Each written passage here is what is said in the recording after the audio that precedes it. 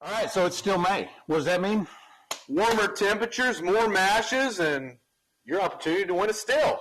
Still giving away a still this month. The Mile Hi 8-gallon dual-purpose pro. Great still. Been running it for years.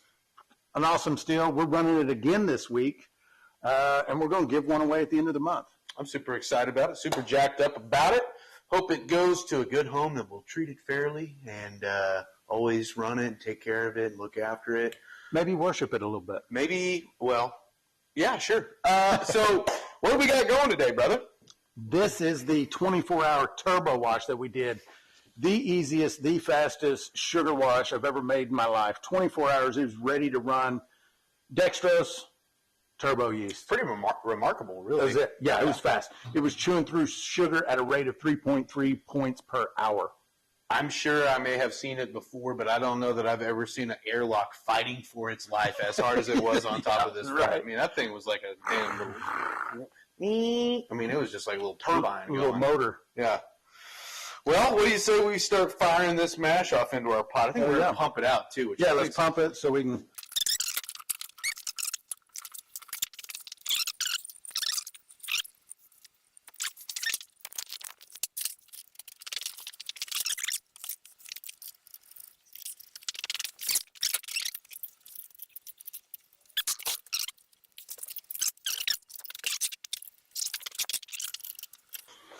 Well, there she is, all buttoned up, man, in all her glory. Takes no time. Oh, yeah. That's one thing that's nice about the tri-clamps, man. Don't get me wrong. I like pasting an old school Olympic every once in a while. There's things to be said for that, but, man, there's also something to be said for, Quick hey, and I easy. feel like running in about 5 minutes. Right. There you go. Yeah, so this is it. She's ready to go. If you want to win one of these stills right here, we're having a drawing for the month of May. The entries are just go to the Still in the Clear website. Any purchase on Still in the Clear website gets you an entry. Kit purchases get you a double entry. And then tonight during the live, 5 gifted memberships to the YouTube channel get you an entry. So lots of ways to enter to get your chance to win this beautiful bad boy right here. We're jacked up about it. We hope you are too. Thanks for watching the little behind the scenes, what goes into the pot, listening to us about the still. Yeah, and if you, if you want to find out more about this particular still that we're giving away, we will put a link in the chat during the live to Mile Hi Distilling, this particular product page, so you can go check it out and see just what it is you have a chance to win. Yeah. Grab a beer. We'll be right with you.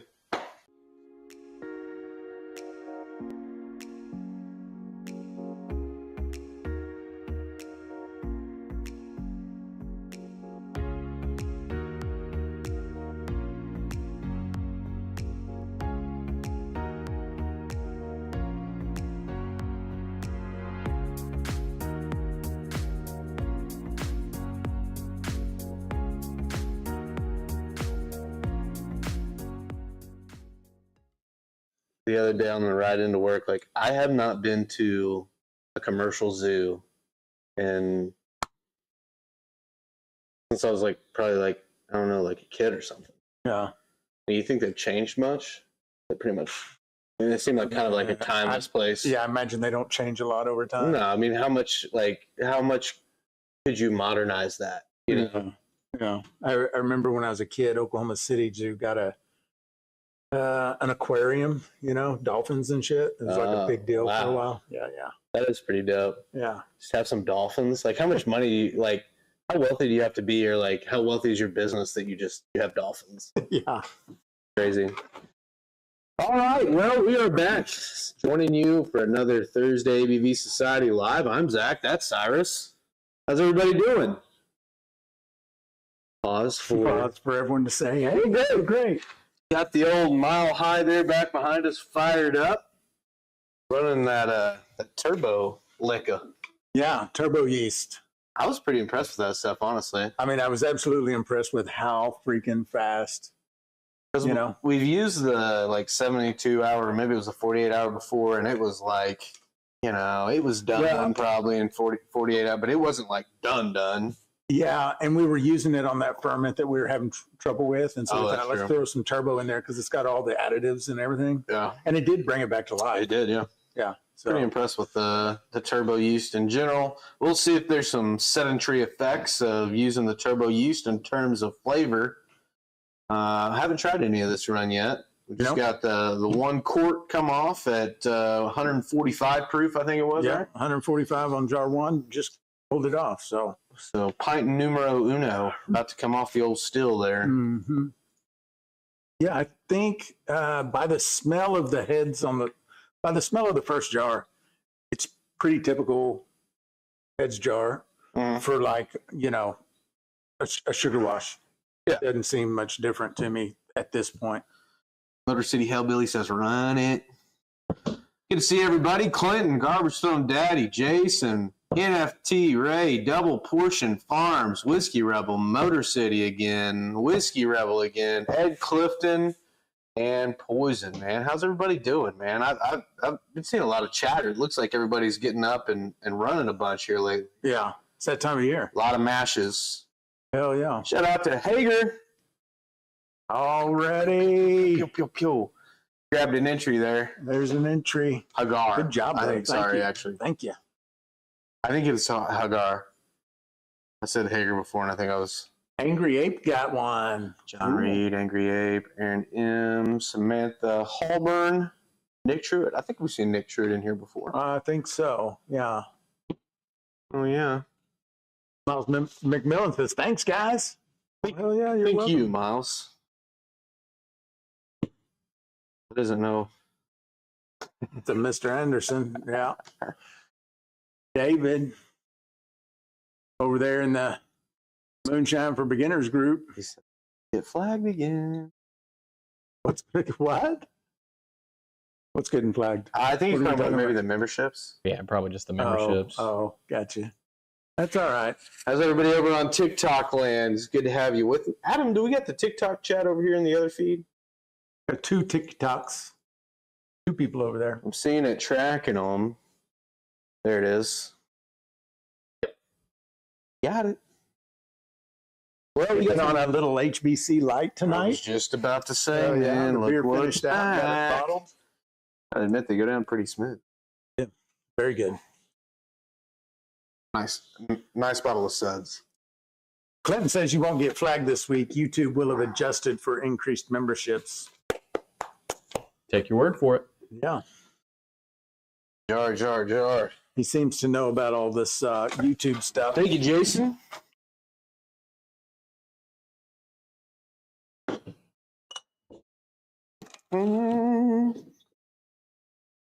Miles is running an all malted wheat bourbon today. Or not bourbon. Bourbon is not in there. I just said bourbon. All malted wheat. Nice. Look at that. Definitely still heads, but regular sugar shine. Nothing. I was doing the old finger taste maneuver over there earlier, and Oh, yeah. it seems, this little dab I got seemed pretty sweet. Yeah. That's cool.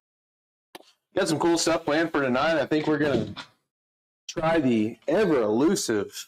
Adam, can we get a nice little tight shot of this bad boy? This wasn't hastily printed 20 minutes before the live or anything. You guys are wondering. Look at that. Look at that. Ooh. Hen's Teeth, 50%. Trucker's Favorite, 50% Hickory King White. Proof down to 90. Aged on 2 oak staves at a half gallon for a little over 2 weeks. Didn't take long. Got there. I think Cyrus and I were both in agreement. Get it off the wood. Yeah. Yeah. That was a quick transformation on that one.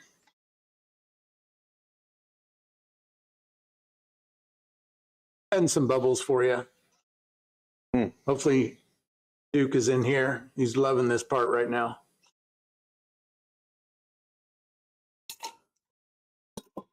Duke's a bubble man. Huh?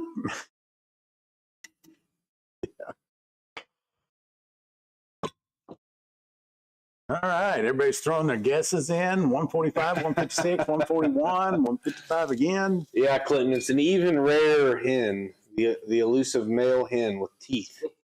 He said, is this a 10-speed transmission hen? $110,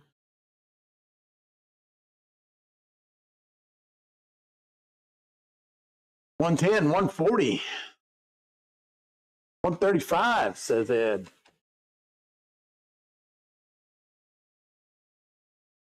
So, yeah, we're running another live stream with the 8-gallon Mile Hi Still.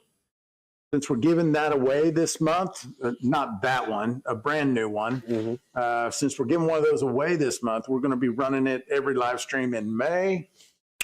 And so, yeah, go check the Mile Hi Distilling 8-gallon dual purpose pro. Got some links in there if you want to go check it out, see what you could win. Just look at it. Everybody's excited about winning that still. I don't blame them. Yep. That's a good rig, man. I mean, what, you've ran on this thing for what, 2.5, 3 years. I'm not sure when I got it, but 2.5, 3 years I've been running it. Probably have run this still more than all my other stills. Yeah, point. I mean, I definitely think from the live perspective, it does seem like we kind of run it a little bit more than. Well, and it's the versatility of it too. It's like I can run, I can run it straight as a pot still. I can shorten up that column and have less distance in my vapor path to get more flavor. I can pack the column and get just a little more proof. I can add the deflagmator and get a whole lot of proof. It's very versatile. I really like the still. Got the Duke in the chat. Welcome over from across the pond. Everyone's favorite drunkle, the Duke. The Mile Hi Deal of the Century. That's right. That's what we called it in the newsletter. This month. Yeah. Really, gotta give a nice round of applause to the Duke. The writing, I thought, in the mash this month was like pretty good. That was pretty good. That was a pretty good newsletter right there. Professional. Yeah. I don't know how many of you in the chat are getting the newsletter, but it's a monthly newsletter. It's free, and there's always good stuff in there thanks to the Duke. And it's pretty simple if you want to sign up. Oh, Adam's already dropped the links. If you want to get that newsletter every month for free, just click that link and go subscribe. It's that easy. What's up, Kevin? How are you, brother? Kevin Thomas. Shout out to the man himself. If you don't have TikTok, you need to go over there, download the app. Go give Kevin Thomas a look. Hell yeah. Boy's got some pipes. I left Oklahoma riding in a Pontiac. Yep. Boy, he's a killer. Yeah. I'm responsible for maybe a third of his streams on Spotify. We do listen to him quite a bit in here. Yeah, man. Just on Spotify. Just put it on. That's great. Mashing music, still music. Oh, yeah. I like it. And he'll be here for the Shine On Festival playing his tunes for us. Yeah. Yep. So looking forward to that. Exciting. Oh, what else we got going on? We got some Vikings blood over there that we started the must on in September. Little honey, little cherry pie filling. During the second ABV Society live stream. There was a note written on the data sheet. Yeah. Episode 2. Episode 2. Way back when I think we were still on the phone and Adam wasn't a part of the deal yet. And it was like we didn't know what the hell we were doing. Still don't. That was 8 months ago. Tapping the phone. Now look at us. Tapping the phone during the live. Is this on? Hello? Hello? Can anybody hear us? And then it's just a chat full of people going, we can't hear anything. We can't hear you. Absolutely, Duke. Englishmen are allowed to come to the festival. Lucas, what's up, brother? Hey, and also tell everybody over on TikTok.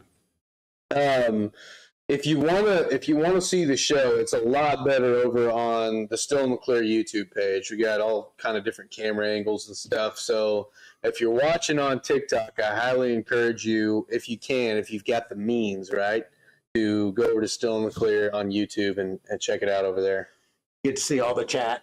There's all the chat. There's a bunch of people that you can't see chatting in a different chat. There's a jar. There's an Adam cam. All kinds of cool stuff. Yep. Luke's doing plumbing. He says, save me. Save me? I hate plumbing. I see what you're saying. Yeah. And drywall. Yeah, I'm not a fan. Wouldn't have been a good drywall hanger. Wouldn't have made a good plumber. And drywall is not that bad, but plumbing just drives me up the wall. Dude, 5 trips to the hardware store. that's always the thing. I never have the fittings. Yeah. Or I'm like the wrong size hose off, or man, don't get me started. I went to Jaeger 6 times one day fixing my toilet. I don't doubt I had it. a compression fitting on there, and so I think the upper end of what I need to be doing at plumbing is cutting off compression fittings and fitting, soldering new. Yeah. I'm doing all that. I'm in there. I get like halfway into it where I can't just not finish now. Yeah. And I'm like, what am I doing? What am I doing? Went to Ace like 6 times trying to get fittings, bringing shit in there, and showing a guy like, hey, I've got this is what I want. I need a T here because I'm going into a wet ball. It's just, the guy's looking at me like, I don't know. It's your house, man. I don't live there. I don't know. I just stock parts. Why are you asking? Yeah, what are you talking about, man? I enjoy going to the hardware store. Usually you can find a guy in there Older. knows exactly what you need. Mm-hmm. Said you could do this or you could do this, and it's like a totally different thought process. Like you were going in there willing to spend $50 or $100. He's like, no, just do this. $8, man. This is $8. What are you talking about? That's my favorite thing about the hardware store. Yeah. In Oklahoma, when I lived in Oklahoma, there was this little mom and pop hardware store. And I don't know if I've told this story already, but anyway, Lowe's moved into town, right? And I had been going to this little mom and pop place for a long time. I'm like, what are you going to do? What are you going to do? He goes, I'm going to double my prices. That's what he did. And he stayed in business because he said, I can answer every question Lowe's can't answer. And he also had like the mother of all small engine repair parts section. Oh, that's neat. So if you had any small engine, he was the guy. Yeah. You got a carburetor for a 1982 Coleman push mower. Yeah, I've actually got several of them, depending on which model and color you went with. I can tell you the corresponding carburetor. There was a guy like that in Hackett, owned a hardware store for 40 years, right? Yeah. And you'd go in there. The place is crazy too, man. There's just stuff all over. Every little nook and cranny's got something, and it's somewhat organized by, kind of like wall Here's rides. plumbing, here's electrical, but there's shit all over the place in random corners. And you go in there and you go, hey man, I'm sorry to bother you. I've been 3 or 4 places. I'm looking for this. It's a RV part from a blah blah blah. And he's like, all right, yeah, hold on, come back here, and takes you back. What you looking for? I'm like, whoa. Yeah. You had it every time. It was crazy. You ever been into wall rods? No. Over there. What is that? It's a little hardware store over, I think it's called Wall Rods. It's on, what's the bridge from Van Buren to? The Luckenden 13 bridge? No, the other one. North of there. Oh, Midland. Midland. It's on Midland. And he's got, like, the aisles are like just enough. I know what you're talking right now from the pawn shop. Packed. Yeah. Yeah. It's wild. You look through the windows, right, and he's got floor-to-ceiling windows just about full of all kinds of different stuff. Metal Like oil lamps and oil lamp. iron. Yeah. That's a crazy little place. Yeah, it's pretty cool. I've enjoyed going in there. Who is this Saul Zane everyone's speaking of, and why can't I see their chats? Yeah, Salzane, that was an MFB person for a long time. Yeah. If I'm remembering right. Everyone's throwing a lot of, it's a bunch of MFB people. Saul Zane. Is the new Pope a moonshiner? I'd like to think he is. I wouldn't see why he wouldn't be. I mean, he's got other stuff going on, sure, but I'd like to imagine our new Pope kind of casually running a little shine in the Sistine Chapel while no one's looking. Yeah, why not? Sure. I like to imagine our new Pope wears a tuxedo T-shirt. I like to think that our new Pope's kind of likes, he's a good Pope, but he likes to party a little bit, I like to imagine my Pope, maybe running a jar or two. You're right. I like to party too. I like to party, and I like my Pope to party. I mean, they don't let him drive the Harley anymore, but he used to. Been a Harley? Kind of in a bubble, little bulletproof glass bubble. Yeah. So What else we got going on? We're drinking the HBC beer. It's Max Boat Repair, is Saul's name. Okay, that makes sense.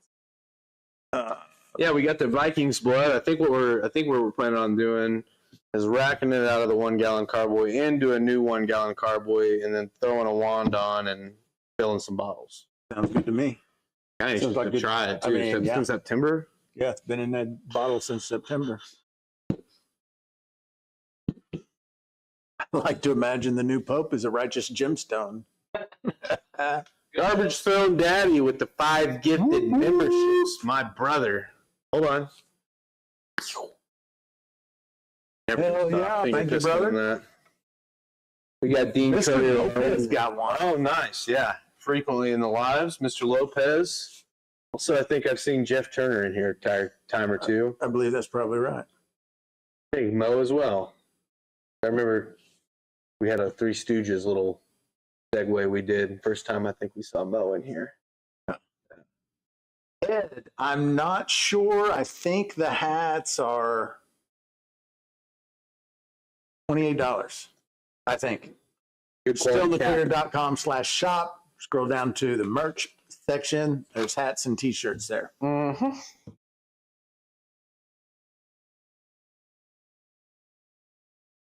Man, it's a little hot in here. Yeah. I'll go kick that on. Kick that air on. Thank you, Papa. Has everybody seen the new still? I don't know. I mean, I know the channel members have. Maybe I'll.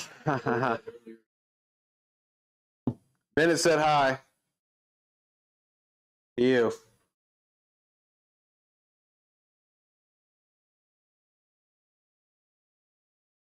Pretty wild. Second camera and show.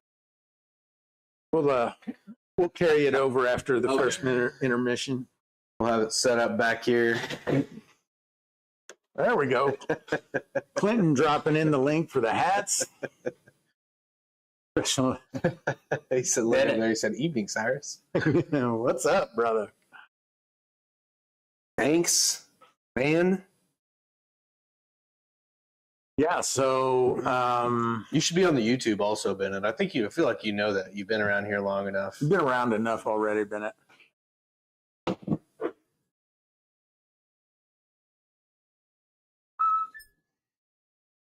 What do we got? There's we need to run 51 people in the live stream right now. You guys are killing it.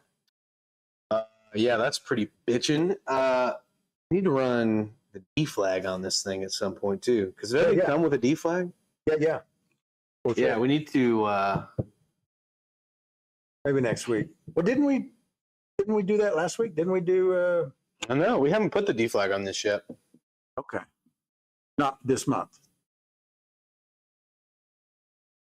Definitely. All of our. Oh yeah, on the 4-inch, on the 3-inch rather. On the 3-inch, yeah. We run it all the time. Why is Cyrus still showing off my steel, man? He said, "I'm here."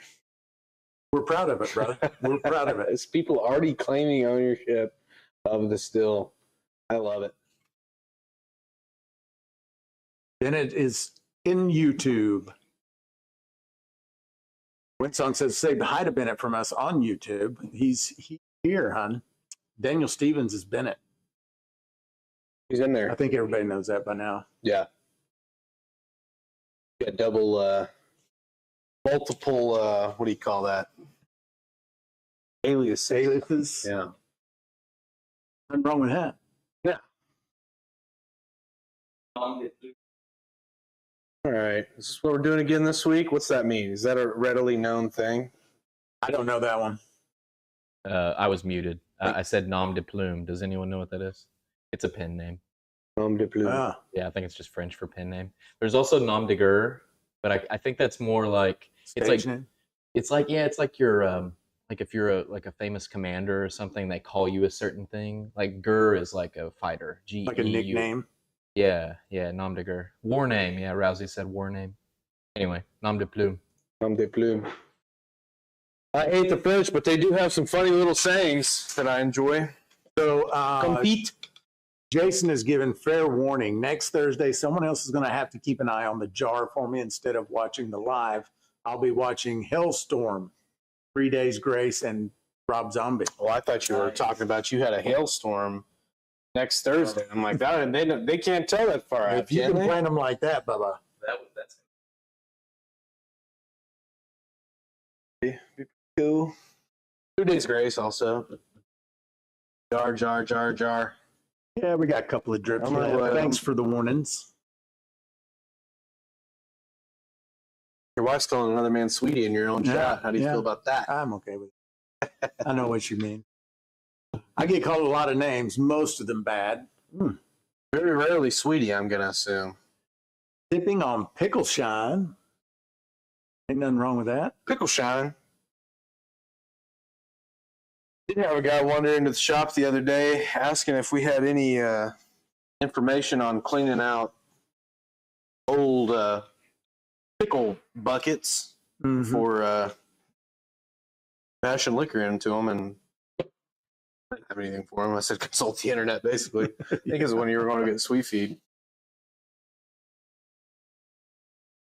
But that might be handy to know if anyone in the chat's ever cleaned out a big old pickle or garlic or, you know, some of these more common pepper. I've heard guys have old pepper barrels. I'd be curious to know if anyone's got a foolproof method on getting that out of there. We get a lot of those used ones around here because of pepper source, right? The garlic and the peppers and stuff.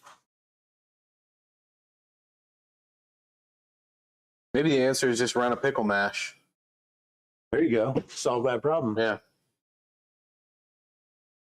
Ever cut the home phone service off and still get bombarded with spam? Yeah, I'm. Ever cut the home phone service off and still get? How are they calling you? Yeah. How are they getting through? Maybe they just found your cell phone number, I guess. I don't know how that works. Georgia Shine's got a third gen sour mash. Be ready to run tomorrow, but I'm going to finish. I'm going fishing instead. Well, hell, you can't be fishing. It'll wait on you. I like a good. It'll wait on you. Baking soda slurry, let it soak till dry. For the pickle jar, I bet. Vinegar water soak on those barrels for peppers. Or just accept that it'll be a little spicy for. That's usually what I do. I just accept that next couple runs are going to have a little tint to them, a little flavor tint. Jason said carrier pigeon spam. You know, it's crazy to think about. At some point, you know, through the history of the Earth, when we were hot and heavy communicating by way of carrier pigeon, there probably were spam carrier pigeons, like advertisements for that other village has been trying to sell us grain. Yeah. For 30 years. We never buy it. They keep sending pigeons. Yeah. Got a room full of those guys as pigeons. We never send anything back. Blacksmiths using pigeons to promote their blacksmithing. Yeah. Ed's planning on running the super simple mash this weekend? Hell yeah. Amish stores by me sell buckets and lids for $2 they use to pickle buckets. They're used to pickle buckets. Hold on. They are used to pickle buckets. They're used as pickle buckets. 145 BC, Rome. Waited 3 days for a message. We've been trying to reach you about your extended car insurance. Yeah. Get a phone call right now. I'm wondering if that's not what it is. When someone says, Zach, I don't see men. I don't see women. I see shiners. There you go. I like it. Pickle shine equals sour shine. Well, do you want to bottle that? Go ahead and bottle that mead now. I'm in. Yeah, let's do it. But first, I'll let you grab that, and I'm going to grab this jar. And we can, or maybe one at a time. I can do both. Put this kind of up out of the way. I'll grab it for you. Oh. You going to use gravity or just pump? I I'd probably be better off using gravity. Yeah, that's going to be a little too tall. We got a 2-gallon bucket sitting around somewhere. Here's one. Yeah. Yeah, pretty excited about this Viking, but it's been waiting on us for a minute.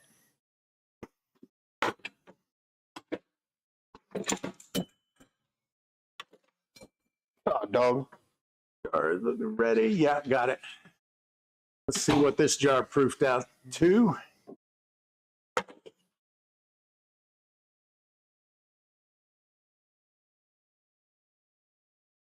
Oh, the last jar. Not sure I told anybody. 136 on the last jar.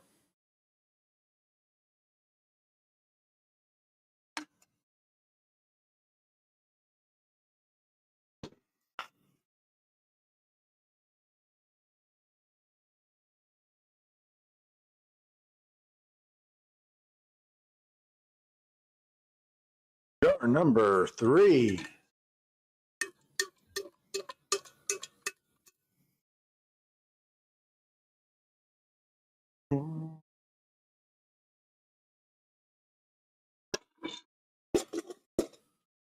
One 132, 138, 130, 131, 134, 128, 134, 132.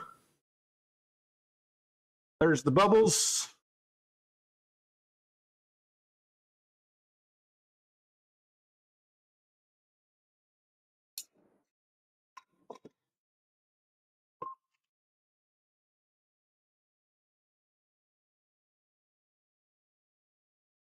One 126, 125, 155.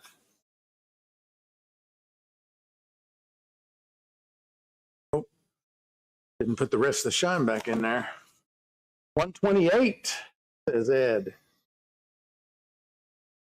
Need me to tilt that for you? I was working my way down there to the bottom.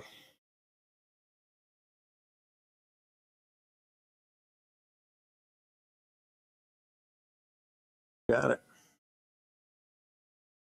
Fast paced tonight. I'll try to keep up, Rimfire says. Yeah, lots of chats tonight. 52 people in the chat. Appreciate that. Hit that like button if you don't mind. Let's see how many people we can get in here.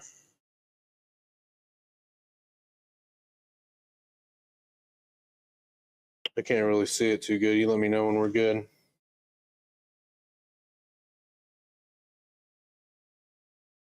I think that's probably it.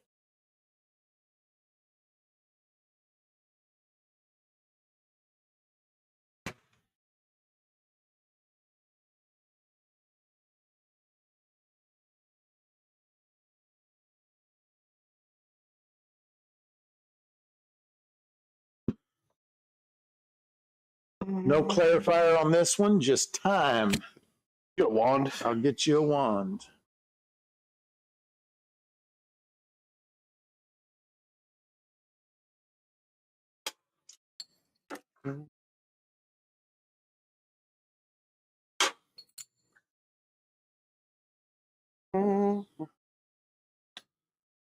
Here you are, sir. Oh, let me sanitize this for you.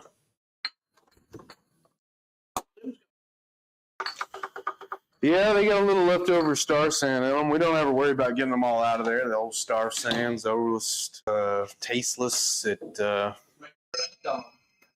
sure you ain't got none of that Dawn down in there.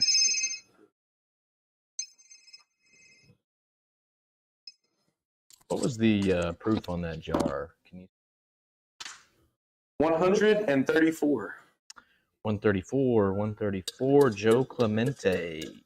531. First person to say 134. Man, this stuff smells rich.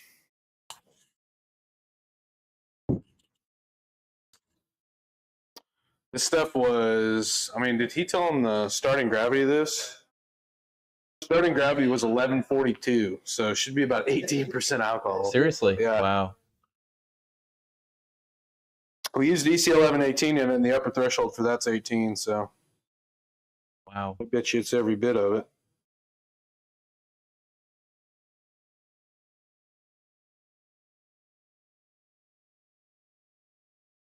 to really hammer on you if you weren't expecting it.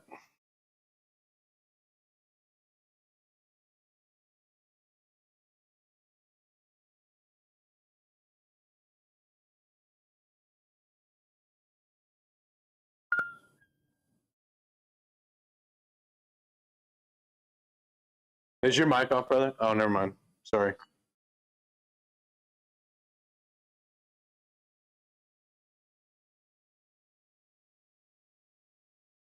Y'all got anything you've been running? Anything interesting? Weird? I like weird and interesting.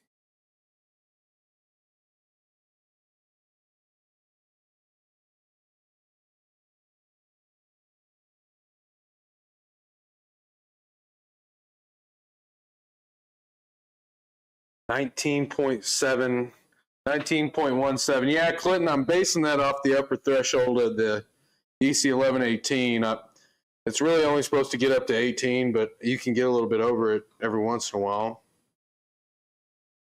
Really probably should have took a final gravity on this, but I bet when we taste it, we're going to be able to tell if there's any fermentables left in it, or non-fermentables for that matter, which would not typically register. There was some cherry pie filling in this, and I'm almost certain that there was probably some unfermentable sugar in there somewhere.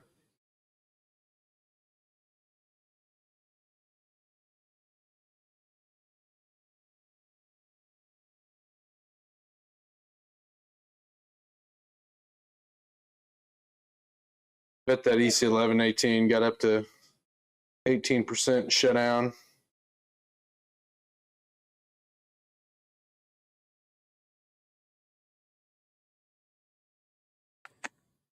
I don't think I'm going to be able to pull this up, but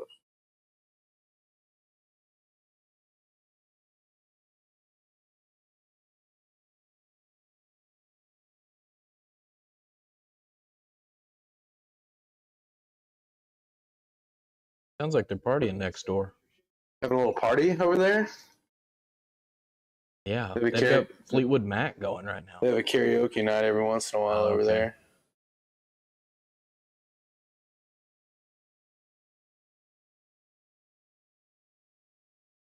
All right, I think that's all she wrote.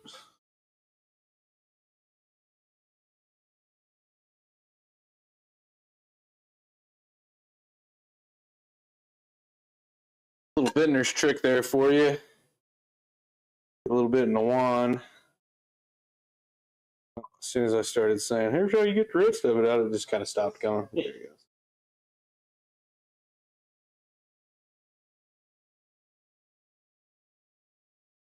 There does it. Phew.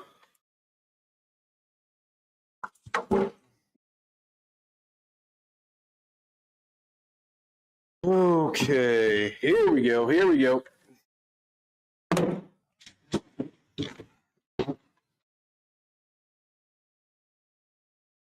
God, thank you, brother. All right, man.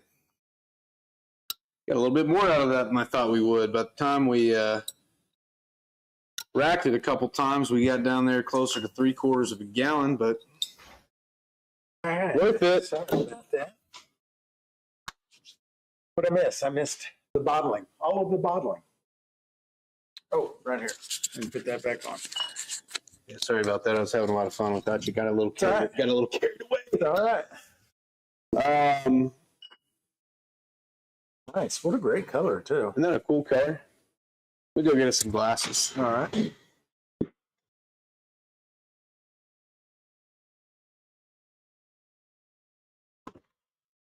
Yeah, so this is from September.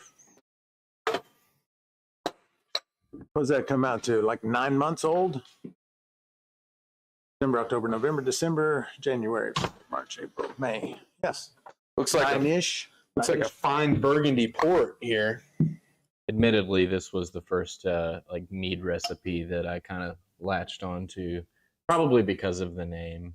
Very popular. I think it's just cool a name. cool name. Well, Like- and you know, mead's closely associated with those hooligans that were just running around back in the day, just messing folks up. berserking and whatnot. Berserking, dude. Just going berserk on whole villages with just no regard for human life or anything. Property rights, much less, I mean, they just pillaged it. Well, look at that. It's like a nice glass of Burgundy port there. That is some pretty stuff. The camera's not really doing it justice, man. You're welcome. Give a little zoom there on that. That kind of helps a little bit. And if I remember right, this dried all the way out, right?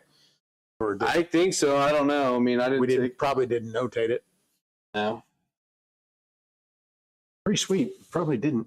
Well, there should be a fair amount of, based off the Clinton calculations, it should be 20.97% or something like that. And our yeast had an upper limit threshold of 18%. Yeah. So there's going to be some sugar. Should be some sugar. Yeah, definitely some sugar. Oh, but that's good. Oh, what is that flavor? Boy. Like a good What English is- beer. It does. What is that? Not licorice. Yeah, Something. It's reminding me of something. I can't. not quite last, but it's kind of Kinda. supposed to be. Like cherry, Yeah, Maple-ish. which makes sense because it was Cherry. a pear. I'm getting cherry for sure, right? Pear, yeah. I think I'm getting maple. I'm going to call it maple. Is what I'm. I It's see the reminding me maple. of.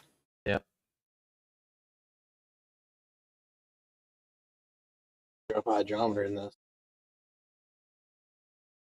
I mean, it wouldn't do any good. Got alcohol and sugar both in it. What do you mean, a triple scale? I'll tell you your sugar content you have left. Yeah. Yeah, this is great. that's really good. Also, I have no doubt that it's about 18%. I mean, it's not like it has a strong alcohol taste. Yeah. But as I'm sitting here after having been drinking it for a second, you get that kind of Getting flush. just sit from yeah. Look at my face. Flavor, American beer, oxymoron. Ray said, Zach, you should be hydrometer. You're always trying to hurt our feelings with the beer stuff. Man. Flavor. Yeah, I'm going to drop a hydrometer in this. I mean, at least we curiosity's know how to killing me. spell flavor. Oh, man, we used a whole.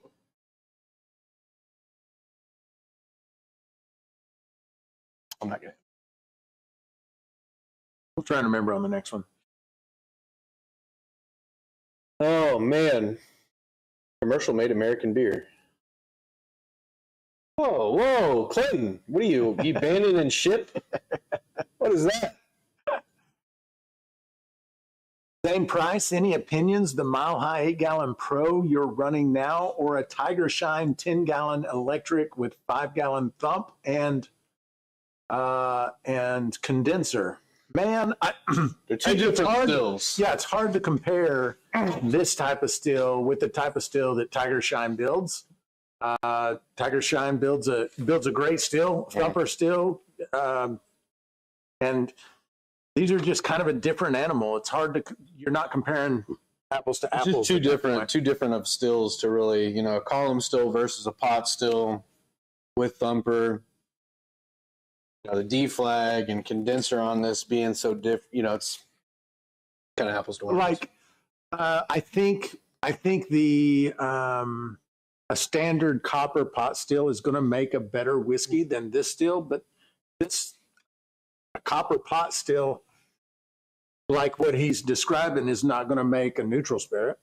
And I'll also That way. tell you that when you're new, it's not going to matter.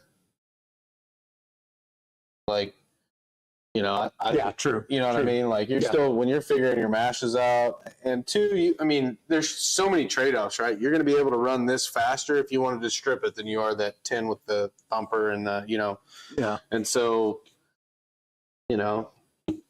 It's kind of depends on what you want to do and how you're wanting to run most. Most people don't have the. I have to remember this too sometimes when we get talking stills. Like most people have a still. They have Yeah. one still that they run on, and then people that have been doing it a while seem to have the Couple one they different started on, and then one that's bigger of some Or sort. 2 or 3, yeah. Yeah. And says not jumping ship, but a Coors compared to a small batch homemade lager, there isn't a comparison. I can get behind that. I'd rather drink these every day of the week. But the problem is, if we well, I'm not even gonna. But it would take a lot of beers. Like we just have to have a lot of. We have to be making. I mean, I'm not gonna think about it in terms of gallons, but it would be a lot. Iron Duke says, I want to come to the festival so you can get your own back. Not understanding the comment. Duke? I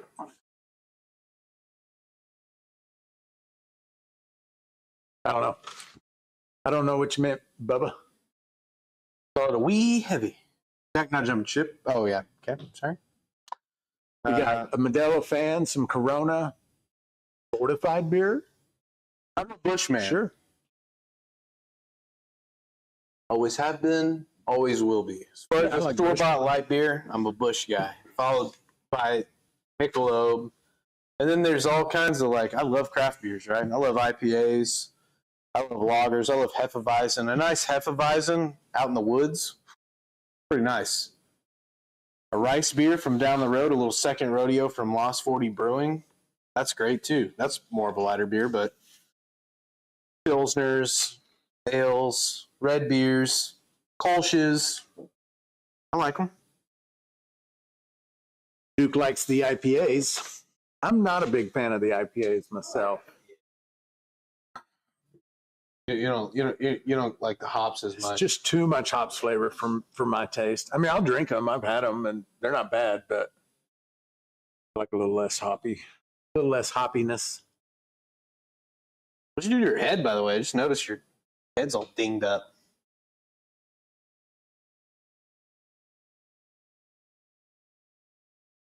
Oh, there's a little bump I scratched off of my forehead. It's like a cancer or something. I was like, I got to get rid of this. This has got to go. Just scratched it off. Hilarious. What are you doing with the heifer out in the woods, Zach? I don't have to answer that. I like a boiler with several still options.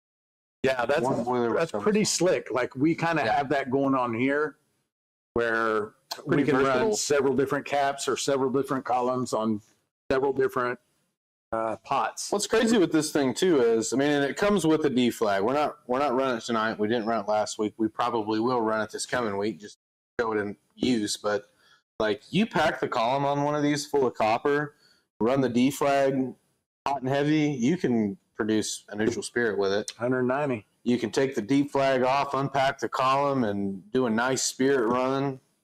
Columns seem to run pretty quick. Mm-hmm. I also had that right after I got this still. I got like a 6-inch, 2-inch tailpiece. Yeah, I saw that. Yeah. So I could just run a real short column, just vapor straight to the condenser. No, For stripping. no, it was for a slow run with lots of flavor. Very little reflux, very little. Oh, I see. Yeah. What if you did that?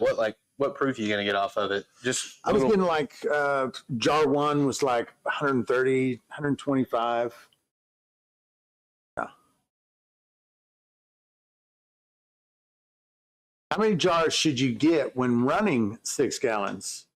That's going to depend. There's a few variables there, Super Maga. You're going to have the AB of your wash is going to determine most of it.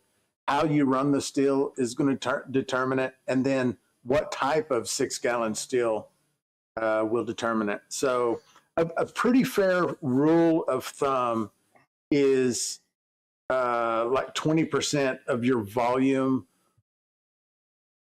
And that, again, that depends on the efficiency of your still, the ABV, but say you're doing 6 gallons, we can end up with like 1.3 gallons all said and done. And you can think about it this way too. If you have a 10-gallon mash, right?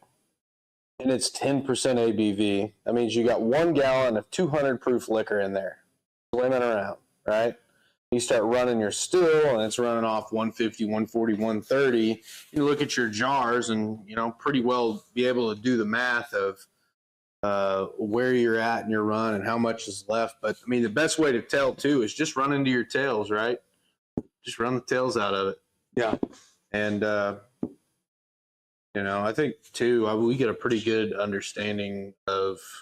I feel like I'm getting better at gauging kind of yields and stuff like that as I'm watching them come off 130, 136. I'm looking at this and going, all right, we're gonna hold around 130 for a while, and start 20 and 118, and just kind of start falling down, and that's probably gonna be, I don't know, 9 or 10 jars in.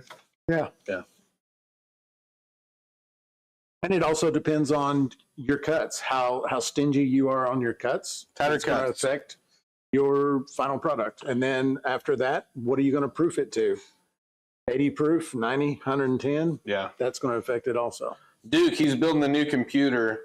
If you're tighter on your cuts, right, and you keep all your feints, keep the heads and the tails that you're going to chunk out and run it later, you can afford to be a little tighter on the cuts. Still going to get some of that later. Yeah. We taste stuff in here all the time. Not all the time, but frequently enough, someone will bring us a jar. Hey, try that. I did this and this happened, and try this. And a lot of the times we pick up heads and tails out of it, and it's I think it's just the optimism that we as humans kind of have. Like, oh yeah, this is good. You know what I mean? Yeah. I noticed myself early on when we first started running, like, oh, we could keep. We're running again later. Adam, we lost our chat, though. Oh, no.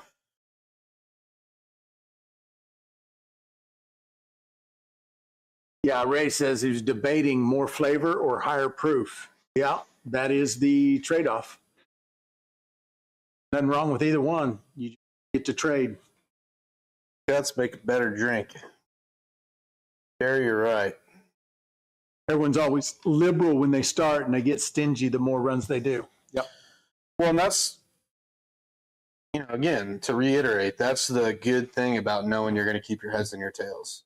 Yeah. You're more likely to throw something out that's borderline if you know, like, hey, I'm just going to proof this clean out this up later. Yeah. Dave, what's up? Glad to see you in the chat, man. Mr. Broom. So tonight we are running the 8-gallon Mile Hi Dual Purpose Pro. This is a collaboration between Mile Hi and Still in the Clear. So thank you, Mile Hi. We're going to give one of these away this month to one lucky customer. And I'm bringing this up because we're about to go on an intermission, and you'll get to see a little commercial. You'll get to see how we put this thing together. What we put in it and everything before the live stream started. And you should absolutely go check out Mile Hi Distilling. They are, number one, they have great products. They don't just sell stills, just about anything you need. They've got it on their site. Parts, yeast. They sell Olympics and all stuff kinds too. of stuff. They sell the Still in the Clear kits. They have them on their website. Yeah, they sell Alembics. They even sell commercial stills now. So it's a great company with great customer service. The folks over there are really good. I've been dealing with them for a few years now. So definitely go check them out if you're in the market for a still. Who's the freaking man? I'm telling you too, they're out there in Colorado. If I wasn't, if I was in, not here where I'm at, I'd either be in like Florida, Texas, or Colorado, like the top three states. Yeah. Colorado's pretty bitchin'. But yeah, they're good folks over there, and man, we can't really express how appreciative we are that we reached out to them and said, "Hey, this is what we want to do. We want one of our customers, one of our viewers, to win one of your stills," and they were all over it. Yeah, awesome people. All right, Adam, you want to roll us out on the intermission? We're going to get out of here. watch the intermission video. You can see how you can enter to win one of these amazing stills. Back in a few. All right, so it's still May. What does that mean? Warmer temperatures, more mashes, and your opportunity to win a still. Still giving away a still this month. The Mile Hi 8-gallon dual purpose pro, great still. Been running it for years. An awesome still. We're running it again this week, and we're going to give one away at the end of the month. I'm super excited about it, super jacked up about it. Hope it goes to a good home that will treat it fairly and always run it and take care of it and look after it. Maybe worship it a little bit. Maybe, well, yeah, sure. So what do we got going today, brother? This is the 24-hour turbo wash that we did. The easiest, the fastest sugar wash I've ever made in my life. 24 hours, it was ready to run. Dextrose, turbo yeast. Pretty remarkable, really. That was it. Yeah, it was fast. It was chewing through sugar at a rate of 3.3 points per hour. I'm sure I may have seen it before, but I don't know that I've ever seen an airlock fighting for its life as hard as it was on top of this. Right. I mean, that thing was like a damn little, I mean, it was just like a little turbine A little going. motor. Yeah. Well, what do you say we start firing this mash off into our pot? I think we're going to pump it out, too. Yeah, let's pump it so we can.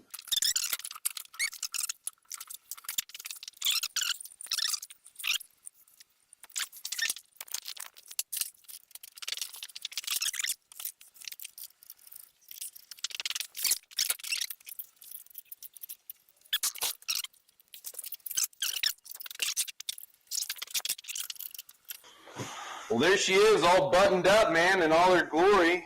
Takes no time. Oh, yeah. That's one thing that's nice about the tri-clamps, man.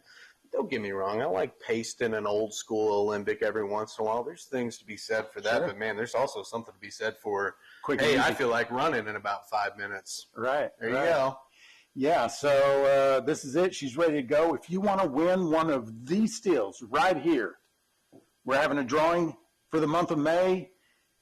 The entries are just go to the Still in the Clear website.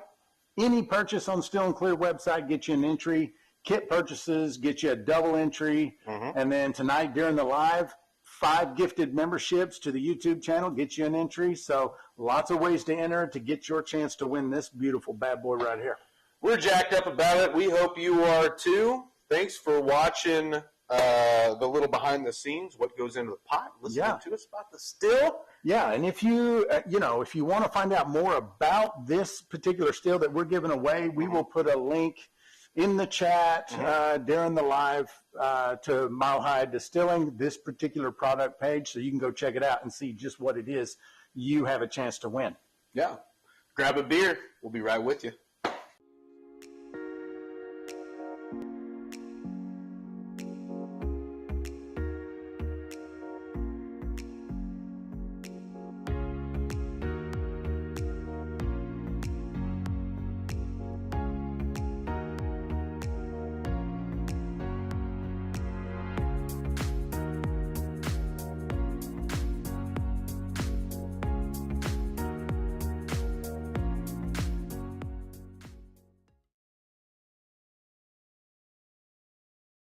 And we're back. Hope everybody had a chance to do a little potty break, grab another beer, sit back down in front of the tube or the phone or whatever. I did see that Iron Duke was asking me to ask everybody in the chat, what kind of things would you like to see in the newsletter? Because the Duke is the man on the newsletter. He writes nearly all of the articles and kind of puts it together, does the editing. And so if there's something specific you would like to see in the newsletter, now's your chance. Call it out. And Yeah. the Duke is paying attention. It's also why I kind of frequently ask what mashes everyone's working on. One, because I'm just curious. And two, a lot of times what we'll do in the mash is feature someone that's engaged with us either on MeWe or over here in the YouTube chat. And if I see kind of an interesting thing, something that's pretty good. And That would be cool. a lot of times we'll feature those. Like we did Jason's toasted corn.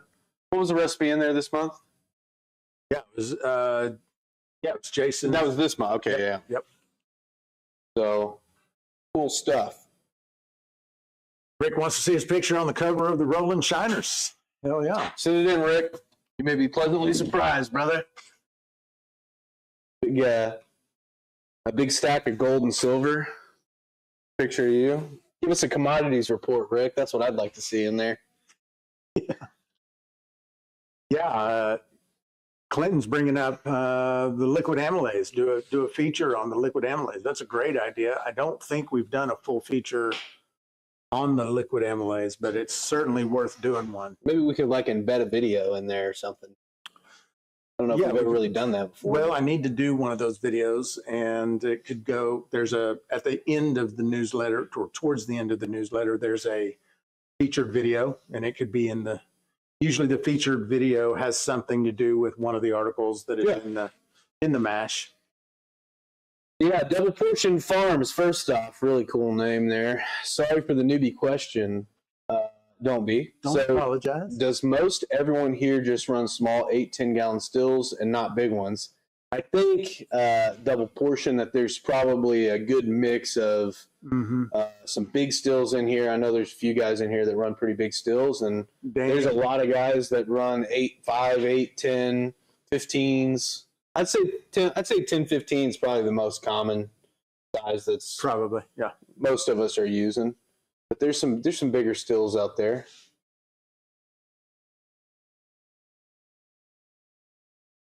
Bill Smith's working on a popcorn Sutton recipe. There you go. That's a popular one. Yo Clemente, 50 pounds of crushed pineapple, 7 pounds of sugar, and 6 gallons of water. I got a 1070 to start. That's a good place to start. Ain't nothing wrong with that. 50 pounds of crushed pineapple. Getting close to a jar check. Thank you, Clinton.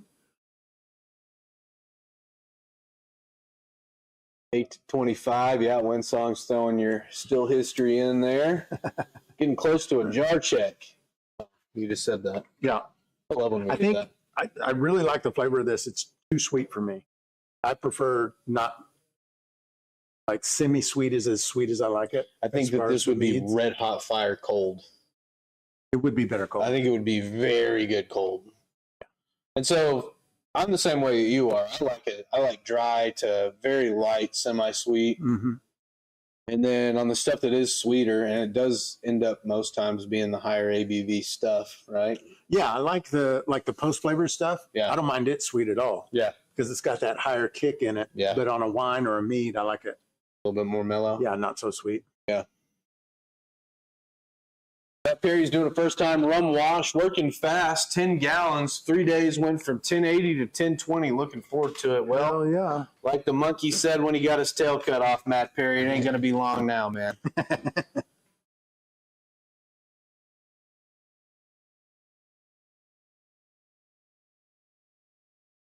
All right, we're into jar 4 now. I'm going to start kind of smelling this and see. Max ringing the shot bells, ladies and gentlemen. Ding, ding, ding. Poke them if you got them. Ray said, I see a really got a sweet smell. Ray said, I saw a video of Cyrus making a 25-gallon still, if memory serves me correct. That does have a different type of flavor, Sweet. but I wouldn't call it. Yeah, it is sweet. I wouldn't call it an off flavor though, which is a very typical complaint I hear about turbo yeasts. See what we got here.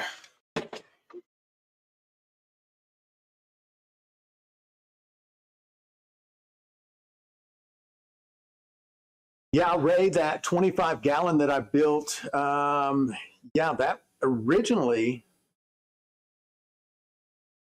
was on my other YouTube channel, maybe? I don't remember. It might be on Still in the Clear, but it might also be on Off Grid Maker. Get a second little sip on this. I'm peeling something out here. Winsong says it's whatever still that's demanding the most attention at the time. Yep. That's high quality liquor. I like it. I like it so I'm far. pleasantly surprised. From just a dextrose, sugar wash, I mean, no corn, no extra, nothing kind of flavor. And it's not I did see a comment. I don't remember who made the comment, but someone said it's going to be really hot, and that's not hot. Winsong with the 5 gifted. Whoop, whoop. There she is. 5 more gift memberships. Woo. Bringing some people into the fold, mashing some new members in. You've been matched. King Thor's, Ron Lowther, Emma's dad, Terry Lewis. Terry Lewis. Huh.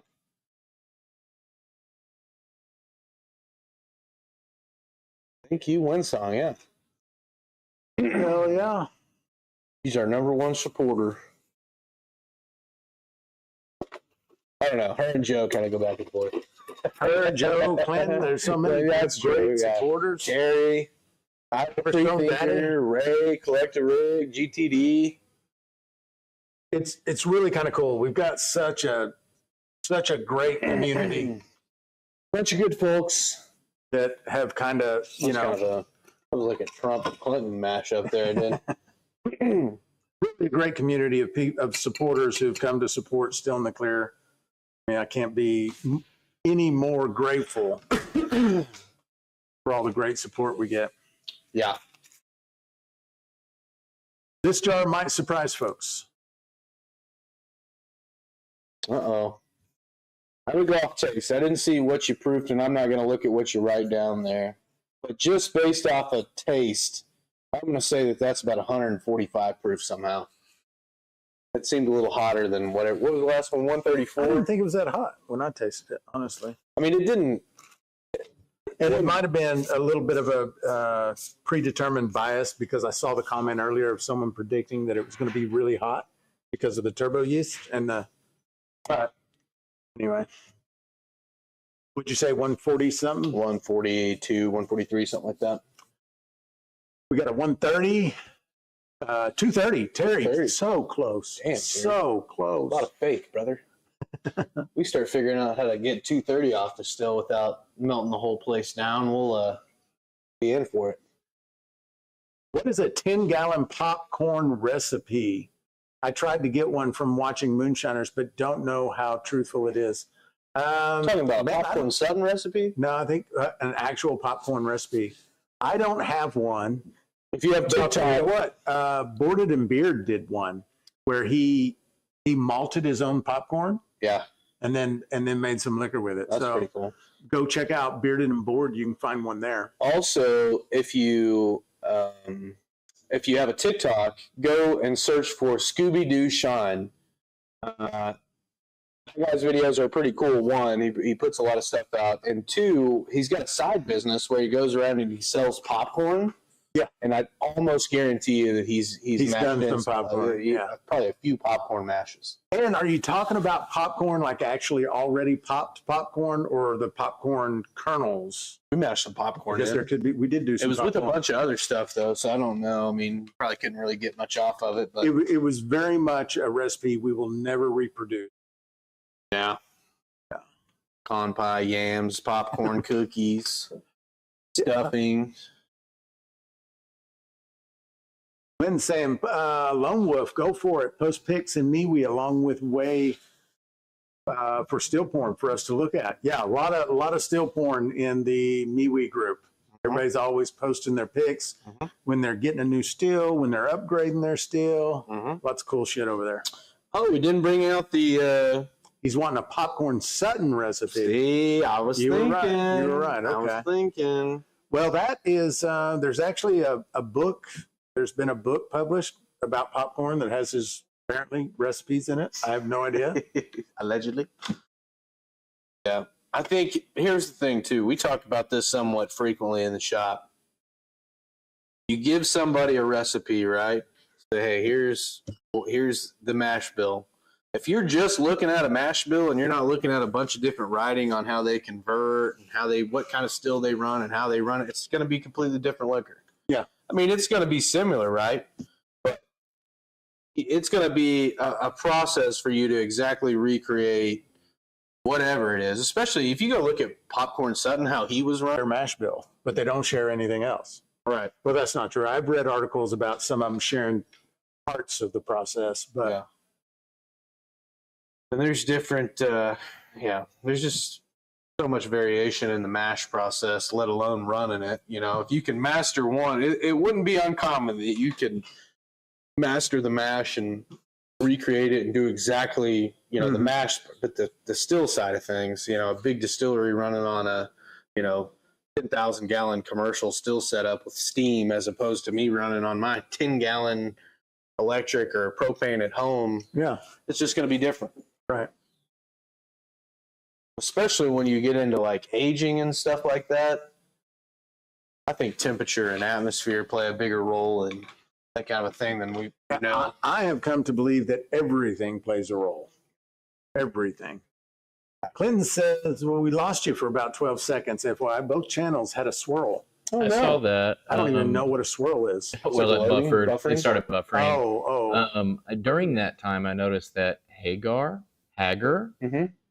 gifted another 5 memberships. So I'm going to go ahead and do a little. Oh, we missed it. We didn't get to see it come across. I don't Man. know why. Every time that pops up on the screen, it's just like electric for me. Like the first time I ever saw it. You know what I mean? Iron Duke says, Clinton, it was quite refreshing. I love that. I love that, Duke. How do you get that in there? Look at Clinton. I don't know. Clayton knows all the He tricks. put the buffering swirl in the chat. That's pretty cool. That's a wizard. Whiskey aged closer to the Gulf Coast aged much differently than in Kentucky. I believe it. Sure. I believe it.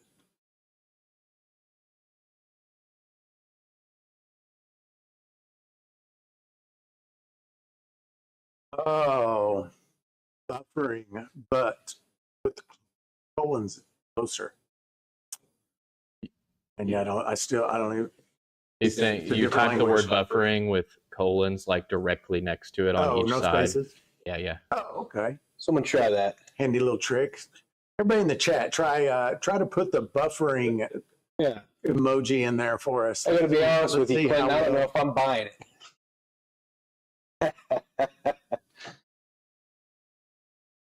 I've been making rum for about 2 years now. I've learned a lot along the way. Yeah, What the hell is Paul Learn- talking about? You see? learning along the way is just part of it. I'm still learning all the time. Paul, I don't know, Paul. What in the world? Where did that What are come you from? talking about, brother? That's from left field right there.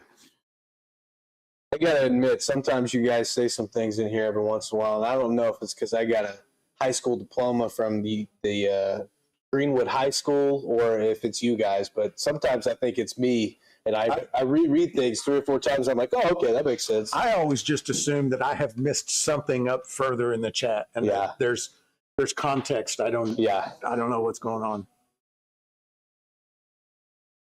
Sounds Why like not? We got our first American Pope.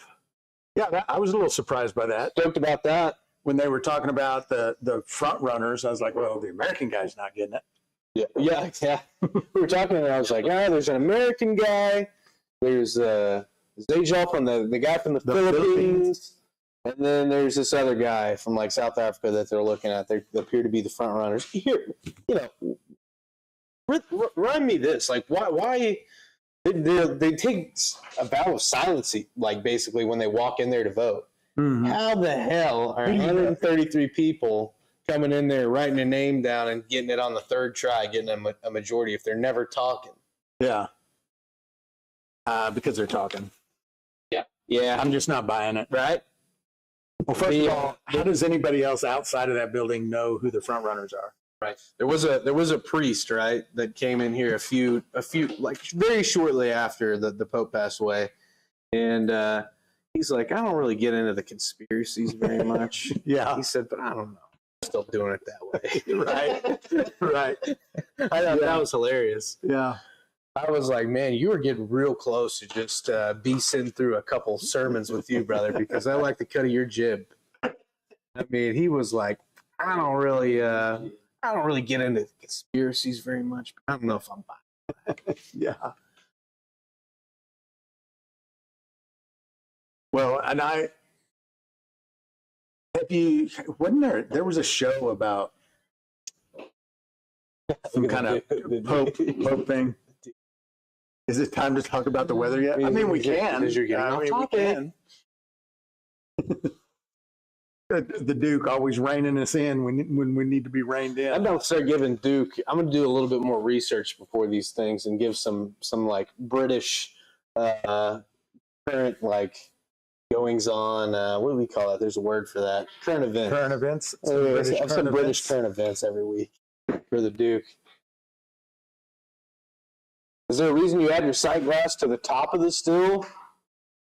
Yeah, to be honest with you, it's just kind of for looks at this point. We do have that column packed with copper, so the smart thing to do if you're wanting that sight glass to have any use at all is put it below it. But we just kind of put it up there so people can see it. We just tacked it on because it looks pretty up there.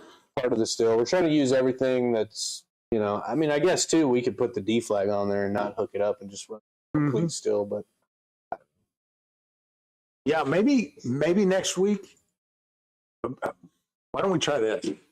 Let's run the 3-inch column, and then do the 3 to 2 reducer, and then do the 2-inch column. Have like a 8-foot tall column, 8-foot column up there. We'd have to get a bunch of wood blocks to stack our jar up next to our. Taylor 0211 running the turbo bash. Yeah, we are, brother. That is it. I know a good Marine when I see one there.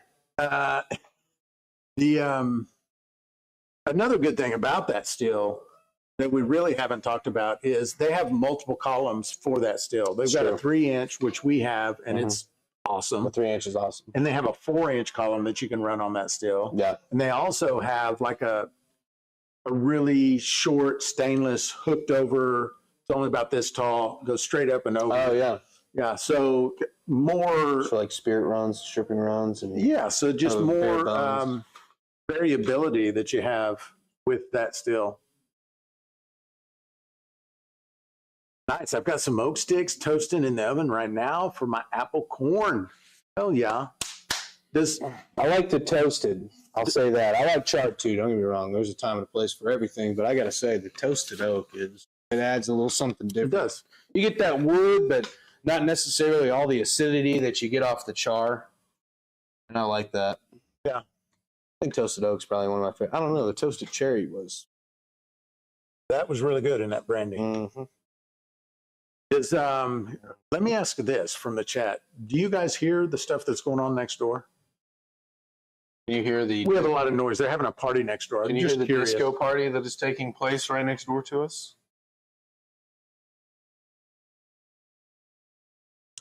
No, probably not. Okay, good. Probably not. Good. Well, it's not distracting you guys as much as it's distracting me. Awesome.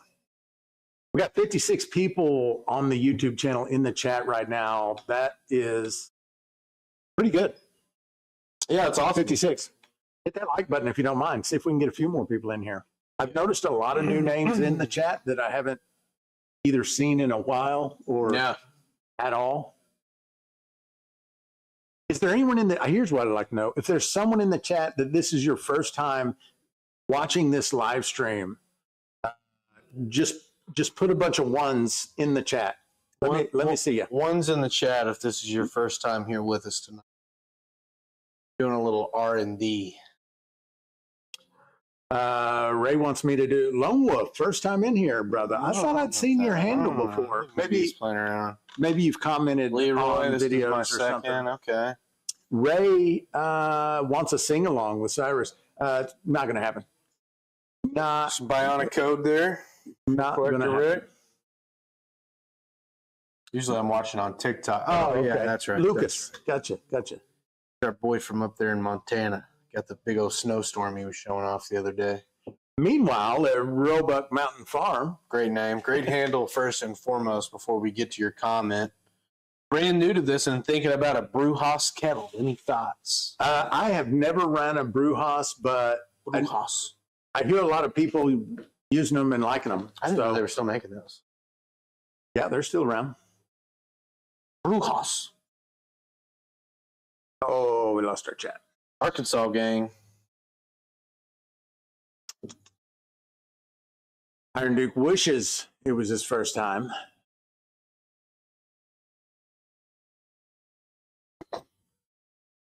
Trickster has joined the house. What's happening, Stillers? What's up, Trickster? Good to see you.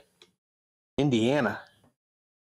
Kind of crazy. So when we send the mash out, right?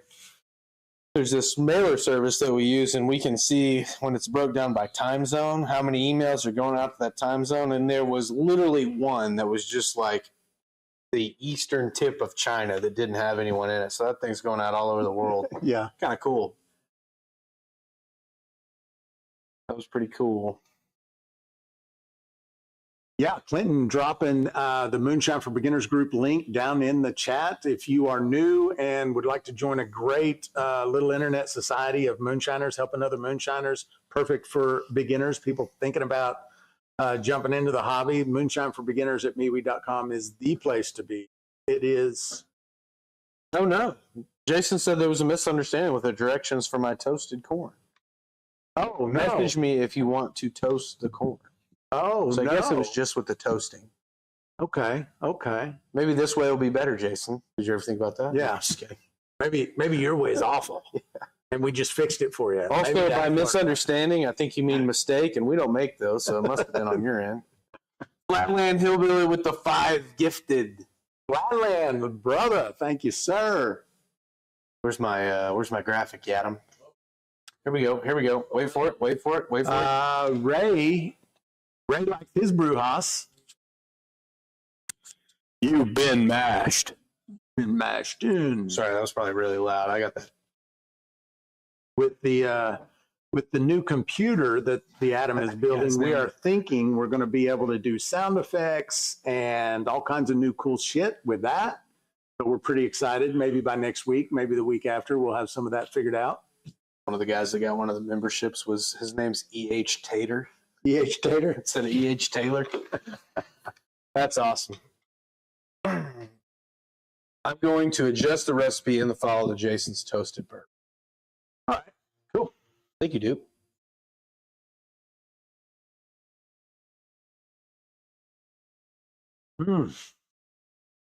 I feel like maybe is this one of those things? Am I having a stroke? If you have the sudden urge to like chug a bunch of like apple juice, is that like burnt hair or one of those things like that just sounds really good? I'm craving a big old glass of apple juice. Am I dying? I mean, I only knew one other person who had that happen, and they did die a couple days.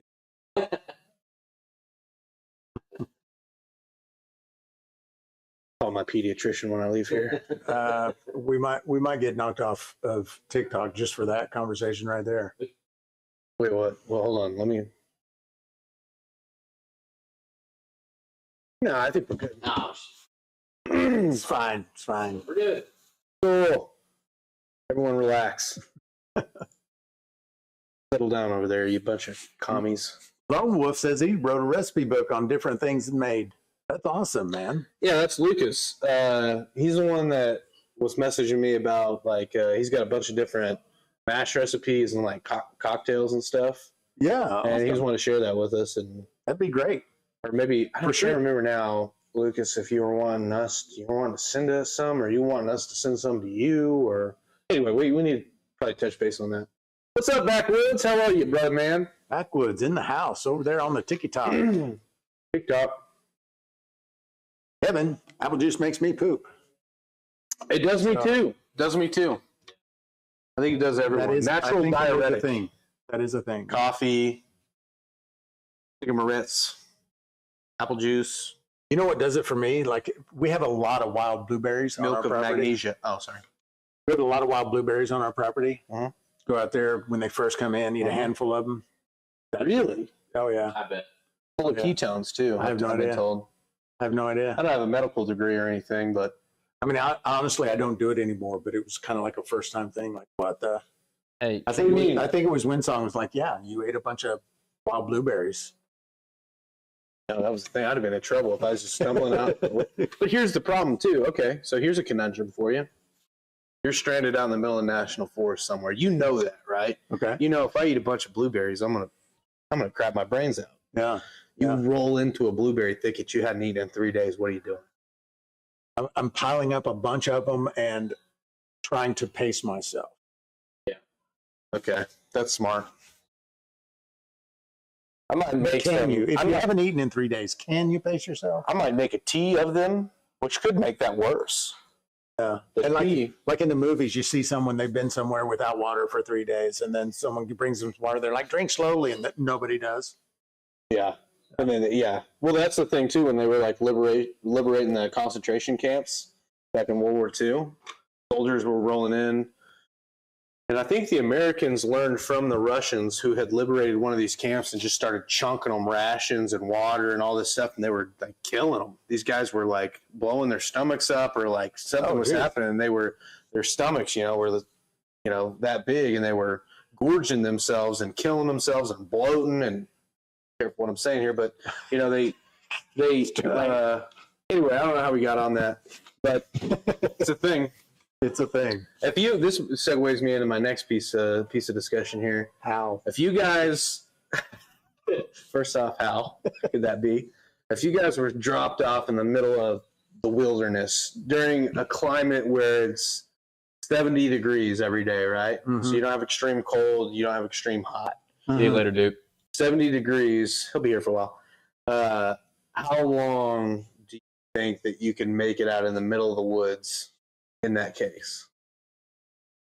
In a balmy climate? And just like in a 70 degrees? in a very agreeable climate, yeah.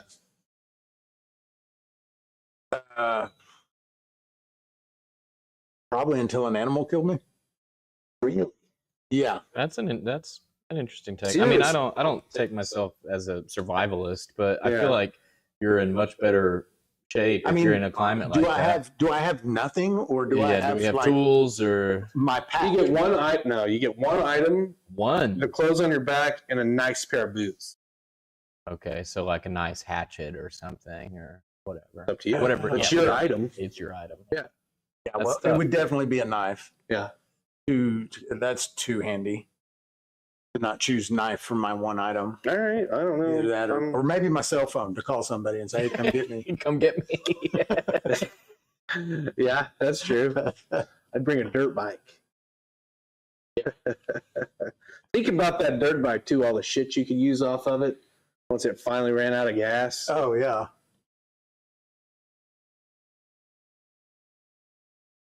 I don't know if I'm Fire starter. I'm giving myself 90 days. I think that's respectable. I think if I got a water source that I can go find, which I'm in the woods, I'm going to find some water. That's not going to be a problem. What's your item? I'm going to go with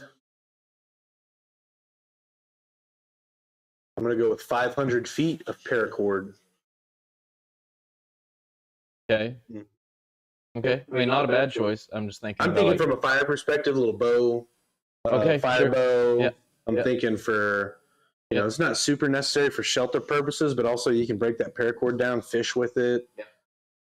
The hooks would be an issue. Cutting it's going to be an issue. Goes paracord. Oh, shit. Damn, I already picked it too. Picture says, That would have get out there ready. is Zach going to get an emoji too? Yeah, we need to have a Zach emoji for sure. We'll think about that. What would that look like? There you go. There's an open door for you animals. Well, the reason I didn't choose fire starter is because he said constant 70 degrees. And so You're going to boil If you- water and stuff, though, too. Well, I guess mean, you if really you I just only got to get a one fire item- going once. If you only get one item and you choose fire starter, what else are you going to do? Yeah, it's true. Yeah. I'm thinking I think stairs, if you- too, I with the think if you paracord. said, not without a knife. I think kinda if you true. said, Cut into 10-foot lengths. I think it changes the entire dynamic of the conversation if you say you get 3 items. Yeah, Then you get to really like dial in everything. But if you only get one item, I can find a rock. I could find a nice rock and do enough rubbing and finally I guess, yeah, you fray it out. And you could. I mean, it wouldn't be a clean cut by any means, but I could Yeah. probably get it separated out. Burn a few calories. Maybe bring a life straw. I don't know. That's kind of dumb. I'm just gonna boil water and Now am I got boiled water? I mean, What do I put it in? Jason asked a good question. When you say just the clothes, does that include my EDCs? Fair question. Roll of duct tape, that's pretty handy. What's the EDC? Everyday carries. Oh. Yeah, that's true. I mean, I guess, well, I don't know. It's kind of an unfair advantage. Some of us walk around a little bit more prepared. I normally have a pocket knife on me. Right. Clinton have a knife, yeah. Box of cigars. I'm taking dude white. Yeah, you gotta make it. Well, you know how long I'm gonna last? A box of cigars. How long it takes me to smoke all those. Jason says jar check.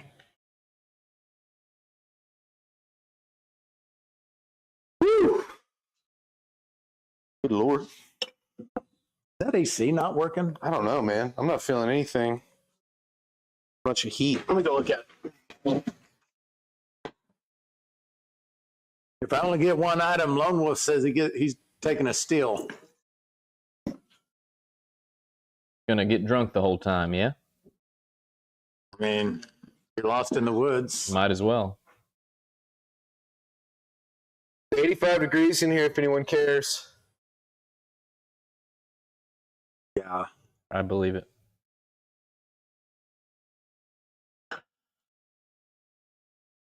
Jason says 120.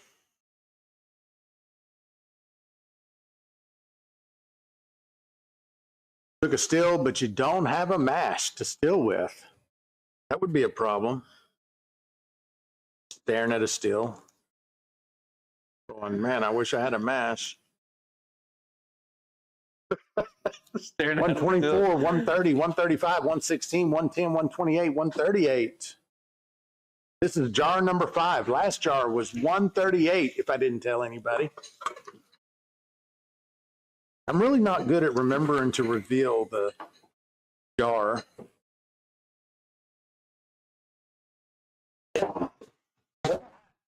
Look at that animal right there. Baby, you guys got to help me come up with a name for her. I'm going to do that dumb thing where I name my still. Nothing wrong with that. Lots of people name their still. Thinking Gertrude, maybe Beatrice. You guys let me know how those sit with you. That's a beautiful still. The DOC Stainless Works still came in this week. Going to be running that one soon. It is stout. I'll give it that.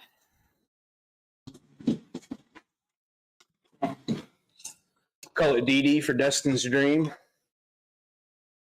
DD. Big Bertha. What was the name of that? What was the name of that B-52 that dropped the atomic bomb? Enola Gay? Enola Gay, yeah. Kind of sad that I know that, isn't it? It's kind of a long name, though. Good. It's a good bit of trivia. It's good to have in your back pocket. It's strange, the things that get stuck in your head that never leave and the things that leave almost immediately. Yeah. Weird. Molly, Dirty Gertie, Big Bertha, Octopus Garden. I bet there is, I bet there's some study going on right now about that. Why do certain things leave immediately and some things that seem trivial and useless stick forever? I'm full of random useless knowledge. It's useless until it's not. Then one day you're like, oh yeah, I know the answer to that. It's Enola Gay. Yeah, that always bums me out. Least populated state per capita. You guys got an answer for that one? Least populated state per capita. Is that a trick question? Least populated state per capita? Like from a ratio, yeah, per capita, land space to people. One of the Dakotas, I'm gonna say Nothing in that question references per capita. That's per person? Mm-hmm. Well, it's people per amount of land. Okay. I didn't know that. Yeah, per capita. I didn't know that's what that meant though. Yeah, neither. Okay. North Dakota. Montana? Montana. Yeah. Montana's a pretty cool little place. Did you just read Trickster's comment and go with it? Yeah, I knew Trickster knew it. And I was like, I'm just cheating right here. My boy Trickster, one of the smartest guys I know. What was the proof? Thank you for the reminder. 127. 127 on jar 5. North Dakota, Alaska, Montana, Alaska, Wyoming, Alaska. It used to be Wyoming, I'm pretty sure. And it may be that Wyoming and Montana have gone back and forth at some point. Yeah, it's Montana for sure. Wyoming, I think, is a close second, which is odd because you would think Alaska, right? But like Montana, But they don't have very many people. What's the biggest city in Montana? Billings? Billings. Billings? Yeah, well, Montana's also growing exponentially with Montana a lot is of growing here Californians. lately. That's true. Yeah. They are going up there and having themselves a little heyday. But you got to think about that too. Most people are going up there and purchasing, you know, few thousand acre ranches. These Californians, and sure people work on those ranches, I guess. Yeah. What did you come up with for the names? Wyoming did you was see in any good ones 2020. with the name of the I still? was seeing some good ones. I don't know, man. Maybe we put a poll up. If we get like a few good ones or something, we throw a poll up. It needs to be something that is, because it's stainless, right? Yeah. So she Swiss. So she's shiny, Yeah. and she's like racy. So it needs to be like a truck stop diner waitress name, or I don't want to start throwing these out there. I don't know who these old boys are married to. I don't want anyone to take offense. I don't think anyone would take offense. We're not specifically talking about anyone. The exact situation you're talking about, I got the name instantly. I just don't know if I want to say it. Oh, okay. Maybe I should say it. Maybe I should say it. I think you should say it. Crystal. Crystal fits. Right? Yeah. Like, it reminds me of that song. Candy?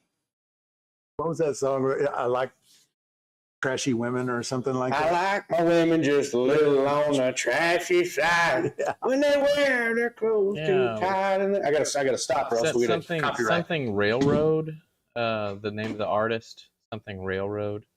Hey, chat, who sings that song? Is it like Too much lipstick in a too much room. Yeah. Gets me excited, leaves me feeling confused. Confederate Railroad? That's Confederate it. Railroad, yeah. Eileen Flo Gertrude. My aunt's name is Crystal. She's a nice lady. Flo?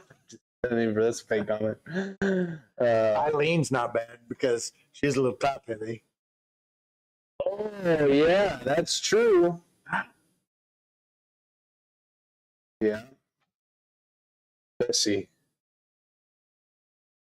I don't know. Silvertooth Becky. We're going to have to do some thinking on this one.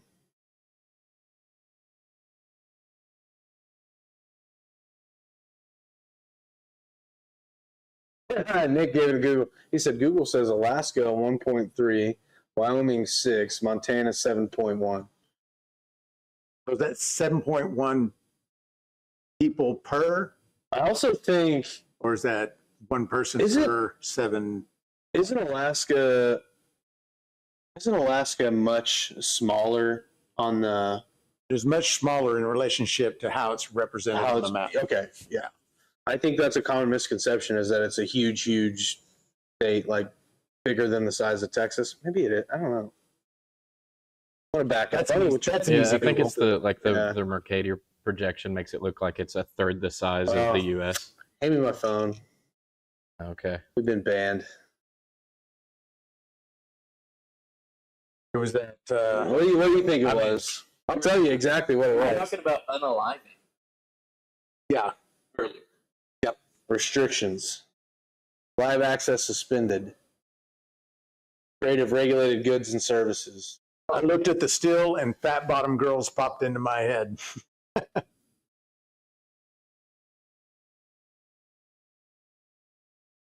Eileen works down at the IHOP.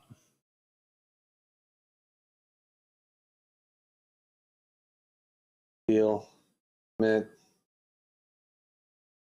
All right. Last time I got one of these for this reason, it was back in 5 minutes. So hopefully that We'll happens see. again.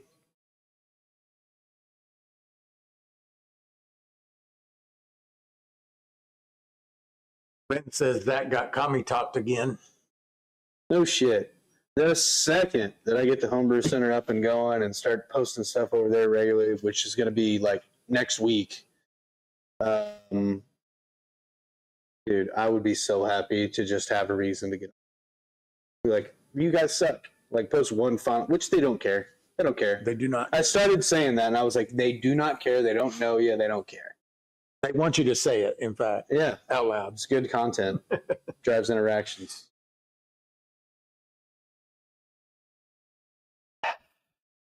You could split Alaska in half, and Texas would be the third largest state.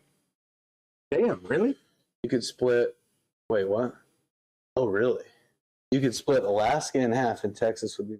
So the two halves of Alaska would still be bigger than Texas? I did want to say that I saw an overlay of the actual state of Alaska's landmass laid over the U.S., and it was like half. So it's the opposite of what I was It's thinking. much bigger than it appears on the map. Oh, okay. Yeah. Okay. I couldn't remember which way that one went.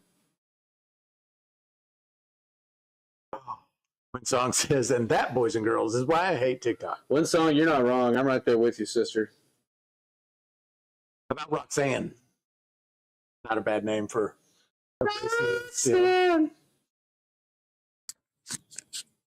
You don't have to put up a red light. It's like the rest of the. Ray has never used TikTok. Don't do it, Ray. I mean, there's a lot of shit about TikTok I like. Like, TikTok shows me really funny shit. TikTok shows me little kids doing really cool shit, you know, like young athletes that are like just balling. I love watching those kind of videos. Like, Jesus. I want to delete it from my phone. Planned out all the mountains in Alaska, that is why. That's true. We don't really think about land mass that's duplicated because it's going straight up. It is unusable, right? But it is still technically square miles. True. How about Rosie from Fire Down Below by Bob Seger? Roseanne. Oh, Roseanne from someone help me out here. You know, come on, Dan Connor, the Connors. Roseanne. The show is literally called Roseanne. Yeah. Okay. Sorry. That'd be a good one. Yes, you can feed chickens with mash. Chickens love it. Absolutely. Pardon me. All the critters in the woods love mash. Have you ever seen animals get drunk? Chickens will get drunk. Yeah. Yeah. Anything will get drunk, right? Like, Well, I mean, back when I was running literally in the middle of the woods and I had a massive pile of mash, the raccoons were out there like every night. just big old basketball bellies, just hammered. I don't remember them looking like they were drunk. And I was like 10 feet from them. The pile of mash was outside of the, I had set up this camouflage thing and would just dump my mash outside the tent. And as long as I just sat in my chair and looked at them and they could see me not moving, they would just sit there and eat the whole time. I'm not going to get too deep into this because the statute of limitations isn't quite up yet, but you can absolutely get a coon intoxicated. 100%. Okay. Obviously, there's more to that story. You've clearly never seen half a dozen drunk coons running around a nursing home. Okay. If you delete it, you won't have to worry about what you say and getting banned. That's true, Jason. I could just be a red, white, and blue-blooded American and say what I feel like, and you know, it's crazy. I gotta get off it. Fines. Oh, Clinton's bringing back the old stuff. Look at this. Appeal Remember approved. Or am I the only one here that remembers Oh, Vine? yeah. Vine? Oh, yeah, we loved Vine. Miss it. It was a good era. Here you go, Yadam. Live access restored. Appeal approved. You guys are soft as baby shit. I don't know if anyone from the TikTok leadership group is over here in this live right now, but Hate you. baby poop soft. Your 10 ply, bud. Gonna lose your comment. Okay, no comments. We've got the No. dog a good contact once or twice. Rick says, yay, and watch for double yolkers the next morning. Drunk chickens, I assume. Oh, yeah. They get drunk and start overproducing, you think? Lube up the system a little bit? You know, Does lower your inhibitions. I could see. I mean, chickens are pretty wild to watch. The roosters are gangsters. I'm gonna be honest with everybody for a minute, and I think this is something I think about all the time, and I never take the time to Google it. I don't know why that is. You ever have something that's kind of the back of your mind that you're like, I've always wondered about this, and I could very easily just kind of Google it, but you just for some reason never do. Yeah. How do I don't understand really how chickens reproduce. I mean, I get right. They're laying eggs. Okay, I'm good with that. I mean, that part of it makes sense to me. And they don't lay fertile eggs if there's not a rooster around. Okay, but here's where they lose me. Are the rooster and the chicken? Yes. They do? That's You've how never it, seen it happen? that's how it happens. They do it. Yeah. Hey, you want to have your mind blown again? Yeah. Did you know that they have one hole that does everything for them? It's Not called sure a that I would. cloaca. A cloaca. Yeah, it does every It's bodily where function. everything comes out. Google that for me, Adam. No. I didn't know that. I just always kind of know, like, right? So, like, the eggs don't get fertilized, they don't hatch, and they just always produce the eggs Correct. at like Yeah. crazy rapid amounts. Basically one a day. Sometimes 1 to 2 a day, yeah. Alrighty. So, all right. I just want to be honest with everyone and just get that off my chest. That's something I've wondered about for a long time, and Well, what's really rough to watch is when you have too many roosters. They just run trains on chickens. I'm not kidding. Really? If you have too many, yeah, because Why do they do that? because they're males with nothing in their immediate atmosphere that stops them from just acting like males. So they want to do three things. They and that's one of literally them. get in a line, and there's one hen just kind of mashed to the ground, and then it turns. No way. Yes. No, I've never seen that. Oh yeah, Are you kidding me? it's pretty rough to have too many. Why didn't she get that out of there? It's why I mean, I'm not trying to put it on her. It's not her fault, but like, why doesn't she just get out of there? I mean, look what she was wearing. No, but honestly, it's why people don't want too many roosters, because hens will stop laying eggs. At a protest. At a- I yeah. don't blame them. I would too. Yeah. I'd be tired as well. Wait till you hear about ducks. I'm not aware of whatever this is. Guys, I don't know. Basically, everything you just said turned up to 11. Like, ducks are like vicious animals. Are they? Yeah. Now I have seen some.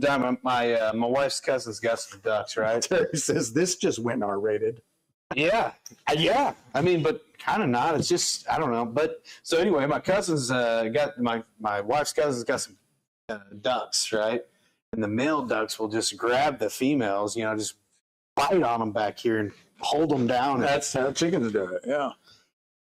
I didn't know that's what they were doing. Really, honestly, I thought they were just kind of beating each other up. Didn't realize that's what was going on. Oh, look at them wrestling. Oh look, they're tussling. That other one's being a little mean, kicking them real hard repeatedly over and over again. Ray says get some pet turkeys and watch the Tom. We need to start canceling the overpopulation of roosters. You know, Yeah. start a social media. You know, Yeah, we me had too, but for like chickens, kind of. we had so many roosters at one time we couldn't give them away. Why don't you just eat them? Not any I good. mean, we did, but like Just not roosters are just not that good to eat. yeah. And of all of the dressing, chickens are what I hated the most. Joe Park says, "What temp should I run my still?" Yeah. Thanks, Joe. Bring us back. Bring us back, sister. Glenn says course correction. Yeah. Thank you, Joe. Oh God. I mean, I'm not answering the question because I know you already know the answer. I realize, yeah, That started off pretty innocent. Did take quite a dark turn. it did.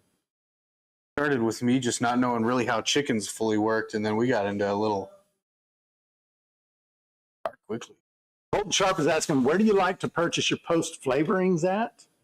Well, Winsong might jump in on this. She orders a lot of post flavor stuff. I think she has some preferences as far as types and brands and things like that. But I think most of it she gets off Amazon when she's buying concentrated flavor stuff.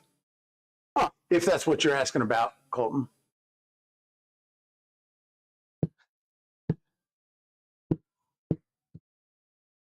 Chicken shine. As a matter of fact, that brings me to my next point of business here. Oh, that's right. We got a tasting to do. Little hen's teeth.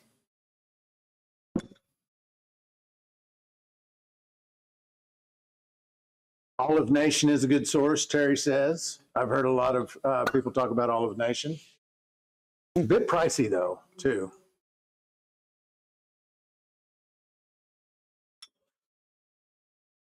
And so explain to everybody what this is. So this is a blend of 50% Trucker and 50% Hickory King that was aged a half gallon of it, which is what I pulled off. I got some more bottles back there.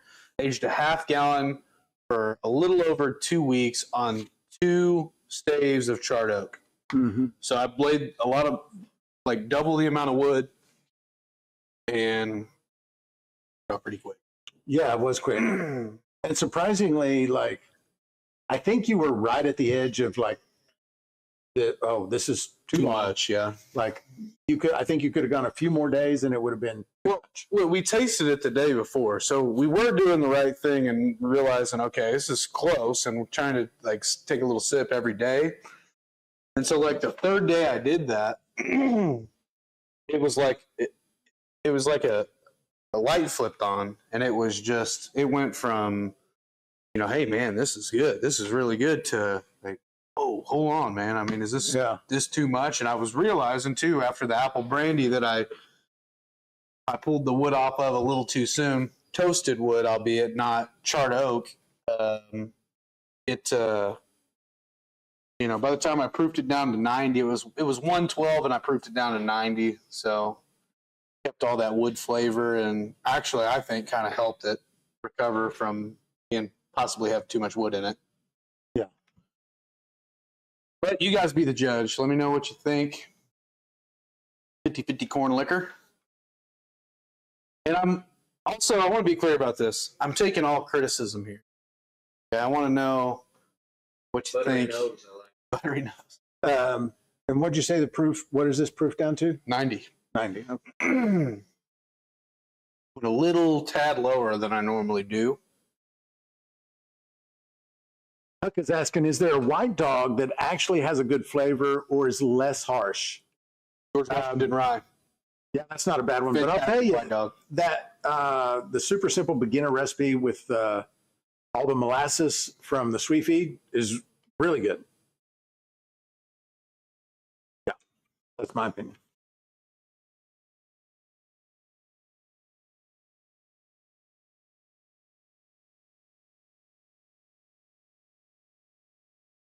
Really smooth. I like it. It's got a it like it kind of lets you know it's there on the end, though. You know what I mean? I feel like if I had to guess what this proof was, without you already telling me it's 90, I would have said like 80. Oh, really? Yeah. Really smooth. It's incredibly smooth on the front end. Mm-hmm. And when I just shot that, now it's smooth on the back end, but it does that thing kind of in the back of your mouth, throat, where it kind of, you get that burn on the way down, you know? That might just be 90 proof liquor, and there's not really much you can get that, but it's incredibly smooth in the mouth. Good flavor too, I think. It's got a hint of sweet in there. Get a little bit of that wood. The hickory, the trucker, and the hickory kind of. I'm getting a pecan, which I'm not used to getting. Yeah, Kind of some sort of like butter. I mean, I get exactly what you're saying. Kind of like a nutty. On the nose for sure. There's absolutely zero burn on the front of your tongue. Yeah, no, it's crazy. When you got it held in your mouth, it's just kind of sweet. It's not really. Yeah. I mean, you get the wood and the other flavors too, but it's. I mean, I'm very pleased with the smooth. Now, I don't know what you do to tamper that down. That's on the back. And again, it may be nothing. Yeah. The first sip does it for me, and then the second swallow that I took, it wasn't really there. That's pretty good. I'm really liking it. I don't know what I'd change about it, to be honest. Either. And the fact that you said I could take that bottle home is very generous. You can take that bottle home. You got a way bigger one over there. Yeah. It's going to my house. Jason says I like my bourbon strong enough to fight a chimp. Oh, Lord. You drink a bottle. Let's not get that one again. You drink a bottle of this and go to a zoo and see what happens.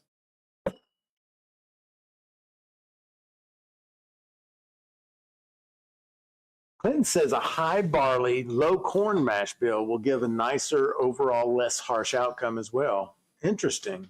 I think if I was going to do anything differently, I think that I'd keep the same amount of pounds per gallon on the 50-50 blend of Trucker and Hickory King, and then maybe add, like in that, 45-ish gallon mash back there, I'd probably add 10-pound oats. Oats would do well in it. Just a little bit, not Yeah, not oats a or ton. wheat both. 10 pounds of oats or 10 pounds of wheat. I think I'd probably lean oats. Also, I bumped that with 4 pounds of sugar, and I bet if I added that oats in there, I could avoid the sugar. Yeah. I would hate to think that the 4 pounds of sugar over 40, 45 gallons would give you that harsh after that I'm feeling. Probably not. Dave joined us. Good to see you, brother. Glad you made it. Word, my brother, has just put the day away. Time for Shine with Friends. Olympic Dave, You're my in the brother. right place. Better to use quick oats or oat grains. Jason and all of our kids, we use a crimped, steamed, rolled oats. Yeah, we use oat grains. You can use quick oats. I've done it before, especially in a mountain brandy. And we don't grind them. And they turn out just fine. We don't have to grind them, right? Because they're steamed already. Yeah, and the good thing about them using the steamed and rolled oats, because the husks are still there, and oats can get pretty sticky. So the husks kind of add a little, I don't know what the right word is, maybe a little extra viscosity or something. I don't know if that's the right word. Less viscosity. Lubricant. Yeah, so. Like to Rick. You could certainly.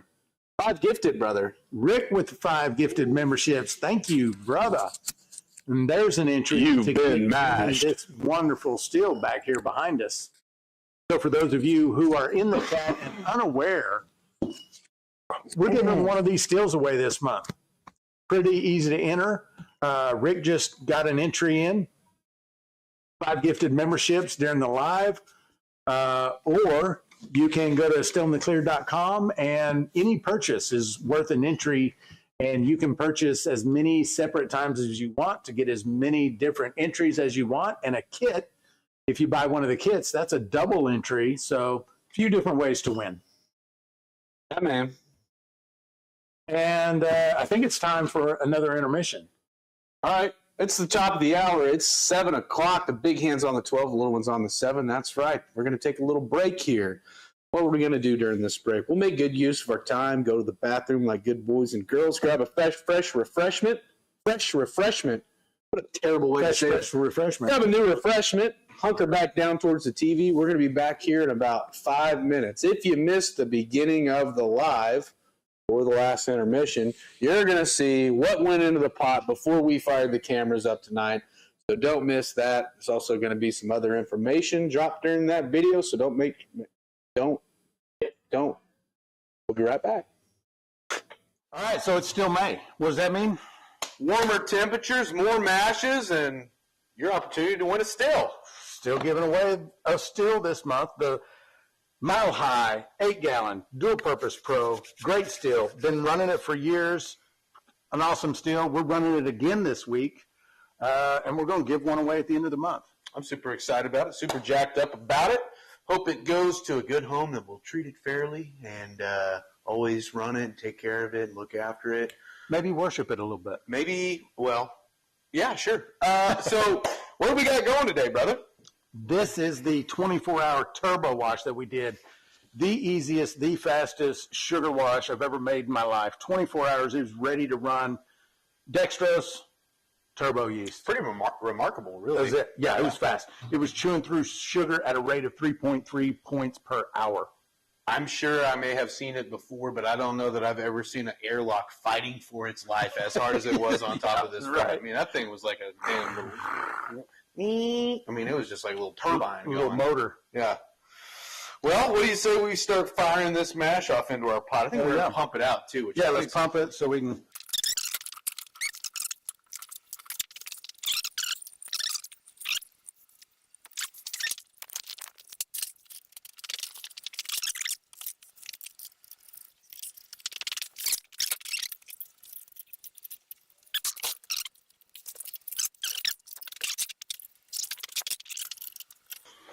Well, there she is, all buttoned up, man, in all her glory.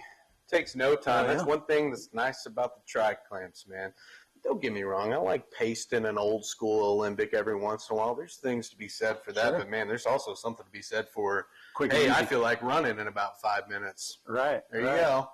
Yeah, so this is it. She's ready to go. If you want to win one of these stills right here, we're having a drawing for the month of May. The entries are just go to the Still and Clear website. Any purchase on Still and Clear website gets you an entry. Kit purchases get you a double entry. And then tonight during the live, 5 gifted memberships to the YouTube channel gets you an entry. So lots of ways to enter to get your chance to win this beautiful bad boy right here.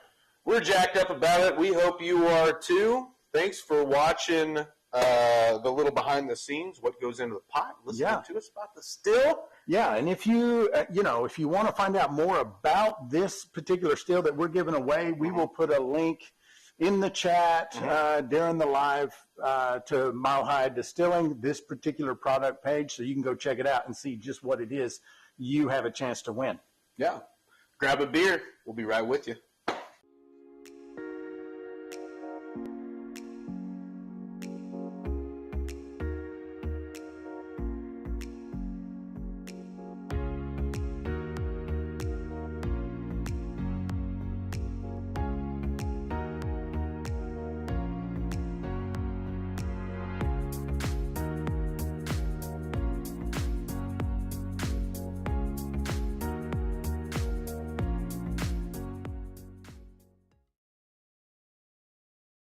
I didn't shut that door.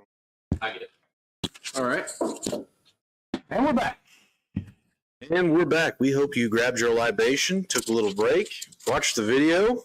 We're glad you're still here with us. Put my mic on here. There we go. Ed says he can't worship it, but we'll take as good a care of it as I do my wife.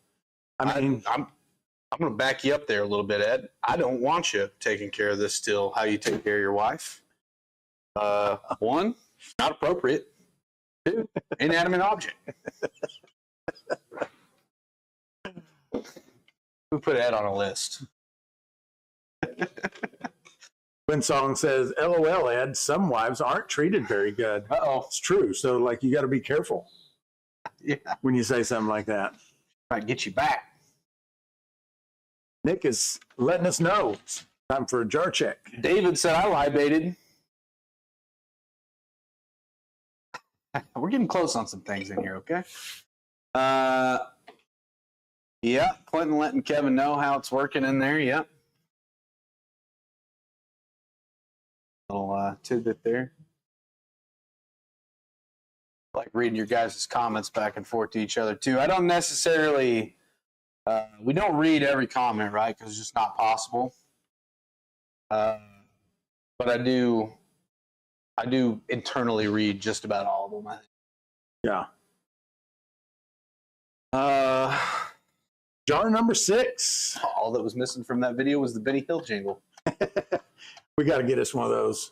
And quite honestly, I was behind the 8 ball getting that done, so I didn't have time to do any real good editing. I think you're too Didn't hard add on any yourself, man. music. I think it was fine.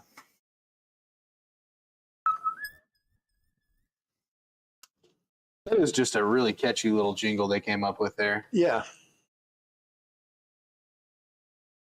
Jason, if we can figure out the logistics of that deal, yes, you can. And again, I don't know the legalities of it, if you can charge for something like that or if it's got to be a non-for-profit type venture. But if I ever get to tussle with a chimp, that's my dream, right? You know, we all got dreams. Mine is to go toe to toe with a in captive for the majority of its life chimp, and just see what happens. I wouldn't say that. It doesn't have to be. I also don't know what effect that would have on the chimp. Anyway, I'm getting off that for this week, but It's a common theme throughout our lives. mm-hmm. Clinton says, wait until the day you have 100 plus in the live stream. Yeah, when it gets there, we know we'll miss most of the comments, but we'll still try. We'll still try and catch what we can. Will Bruce Buffer announce the fight? No, it'd probably be Bruce's second cousin twice removed. I don't know if we could afford the real Bruce Buffer. I read a deal online one time that says he gets $1 million a fight. What? Yeah. I don't know if that's true. That could have just been an internet thing, but he is the best, right? I mean, people do love him. You are worth what people will pay, right? Yeah. Kevin says, I don't want to be anywhere near the front row of that. Can you say casually? You'd be in the splash zone for sure. Hey, yeah, Adam, if you get a chance, I forgot about it. Who's that old comic that did the he would smash watermelons and stuff on stage? Gallagher. Yeah. Beat me to it, man. You were quick on that one. Yeah, so like people paid extra money for those front row seats just to get covered in good sugary muck from fruit. Which is wild to pay more money to be splattered in fruit. But then I guess you do got a nice little, hey, we went and saw Gallagher back in '86 and got covered in watermelon. Yeah.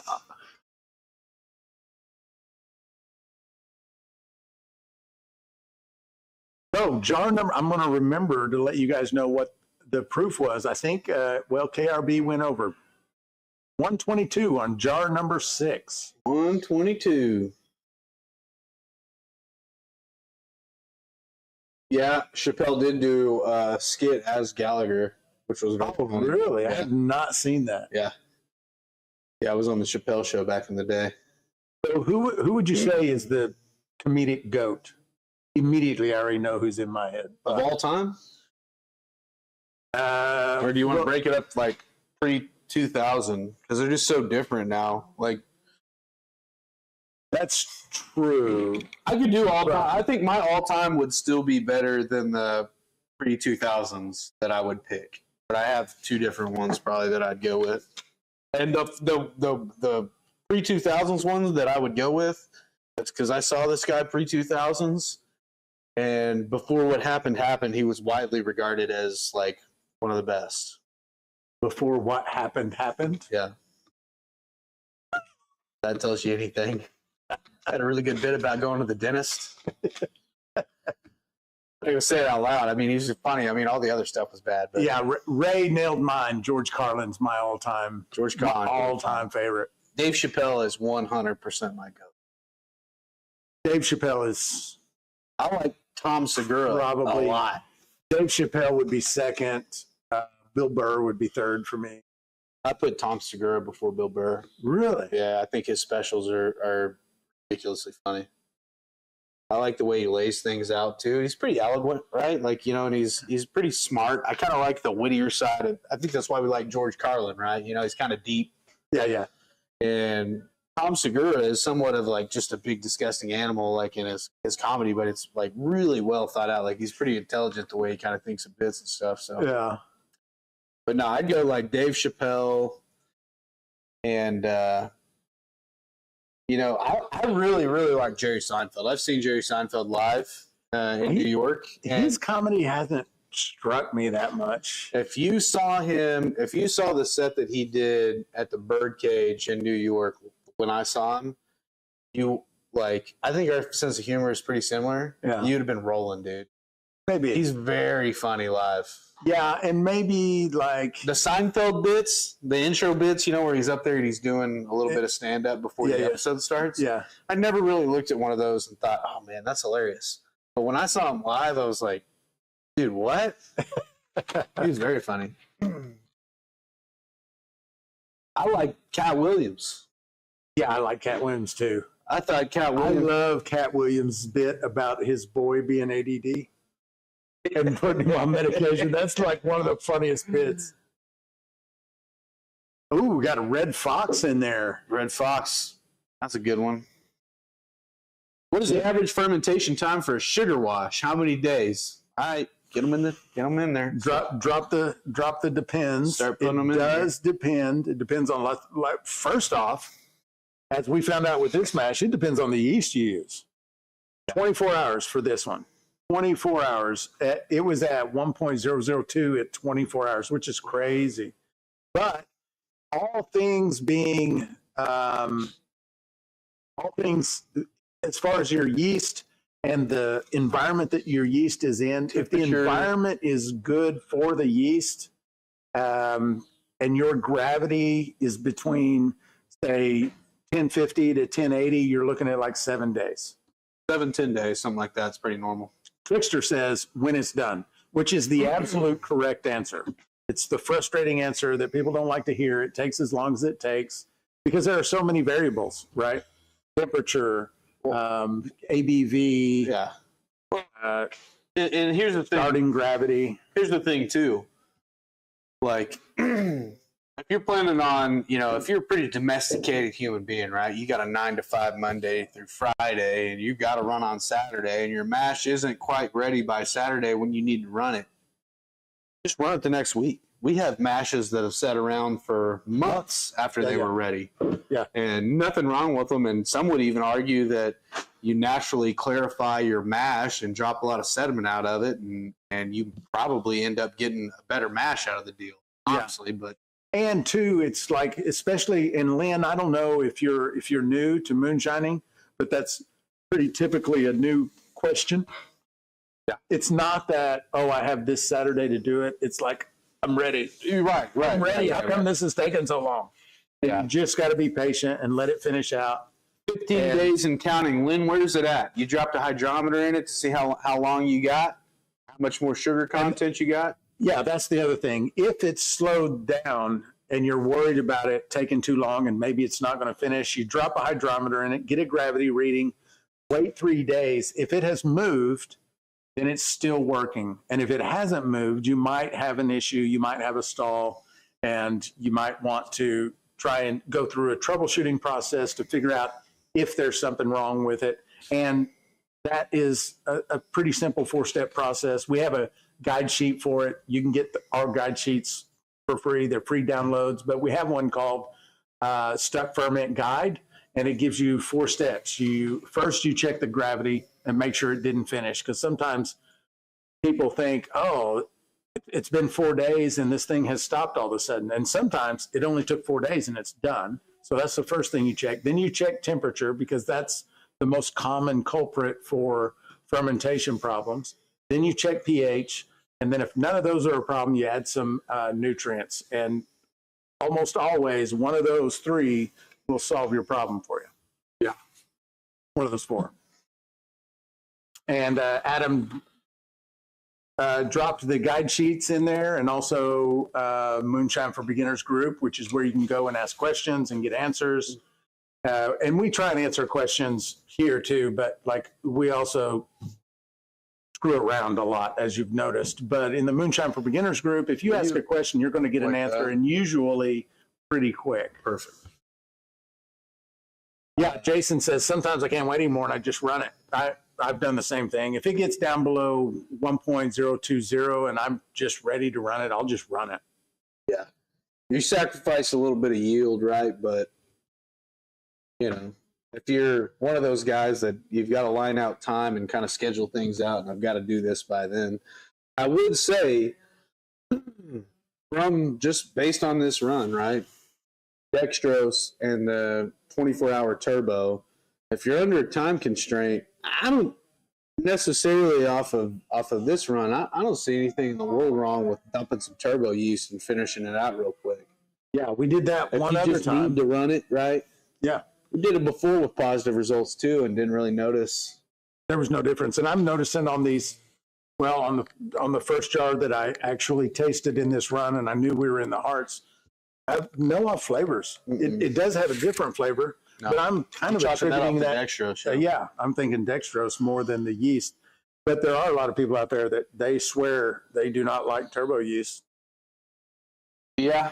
Which, I mean, don't get me wrong. I mean, I think if you have the luxury of time on your side or a bunch of free time when you can just kind of run it when it's ready, like, is just a traditional daddy, you know, the way to go? Yeah, maybe, probably. But I'm telling you right now, I 100% don't really, I'm not, at least on this run. Now, maybe we do a different run that's got any kind of other flavor or grain in it, and it kind of does something weird to that profile. Sure. Maybe.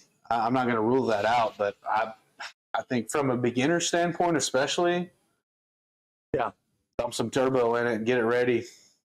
You know, you dump some, if you got something that's worked down to like 10, 20 and it's not having a pH issue or something, and you dump some turbo yeast in it, it's going to be ready to run by tomorrow morning. Yeah. Dave says, I usually get a 12-gallon 1070 OG mash to ferment in 4 to 5 days.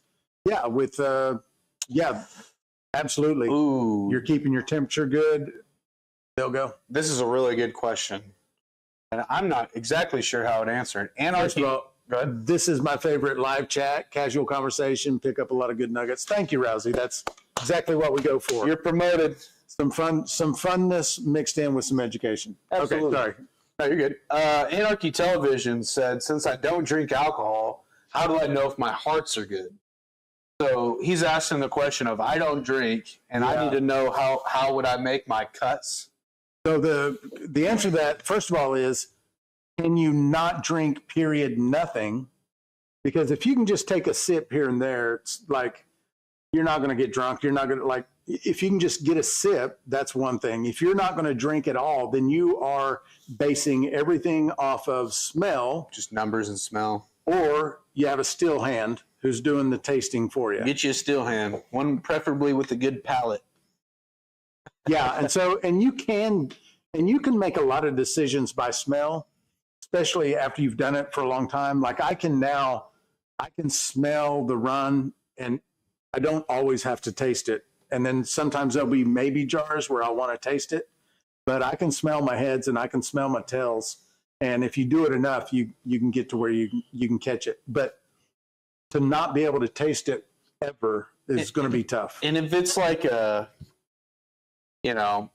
it's something too where it was like a past issue for you, or you quit drinking because you were drinking too much or something like that. And I'm not saying that's the case. Some people don't drink for a variety of reasons. Maybe don't make any liquor. I mean, that's kind of a slippery slope. I'd hate for someone just to kind of get into the hobby and start making liquor and kind of feel obligated to start tasting a little bit and get in a bad spot. But for whatever reason it is, you're a grown adult, you make your own decisions. But I'd get you a still hand. That's what I'd do. Buddy, just a buddy that likes to, someone you can count on, drink and hang out. And it's probably not too hard to find a guy for help in that situation. You try to move a couch, start calling your buddies and see how many buddies you really have. You start calling your buddies because you need them to drink some moonshine right off the still. All of a sudden you have a lot more You got friends. a packed house. Looks like Surprise, we're moving couches. just kidding about the time. Yeah, that'll be later, but right now I can tell you there's Who's got a truck? Who's got a truck? I got a heavy coffee table across town I got to go pick up for my wife. Got it off Facebook Marketplace. It looks like Kevin has some questions. I'm not sure. I'm missing part of the chat, but it looks like Winsong and Clinton are helping Kevin. They're helping him out there. Fixed your mirror image, I see. How did you do a little playing around with the camera?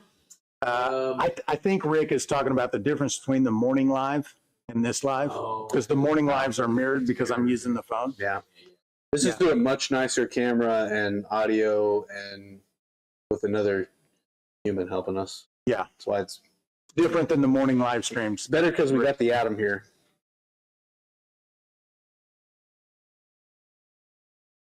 How's that new pooter firing up? Pretty slick? Yeah. Cool. Super excited about that. Me too. Yeah. Alan Barker, what live are you getting the questions from? So, Alan, you're on TikTok, and we are streaming to YouTube and TikTok. and all the questions are coming over here on the YouTube channel. If you want to join that live, it is a better experience. We have multiple camera views and full chat. You don't get to see everybody's chat. They can see your chat, but it's still in the clear on YouTube. Yeah, if you appreciate wherever people are watching from, Facebook, YouTube, TikTok, but the absolute best way to view this thing is on the Still in the Clear YouTube channel or the Homebrew Center YouTube channel. Really, probably the Still in the Clear YouTube channel, just because there's a separate chat on YouTube. You get to see the bulk of all the chats instead of the screen version of the chats, which you can't see either of on TikTok. So never mind.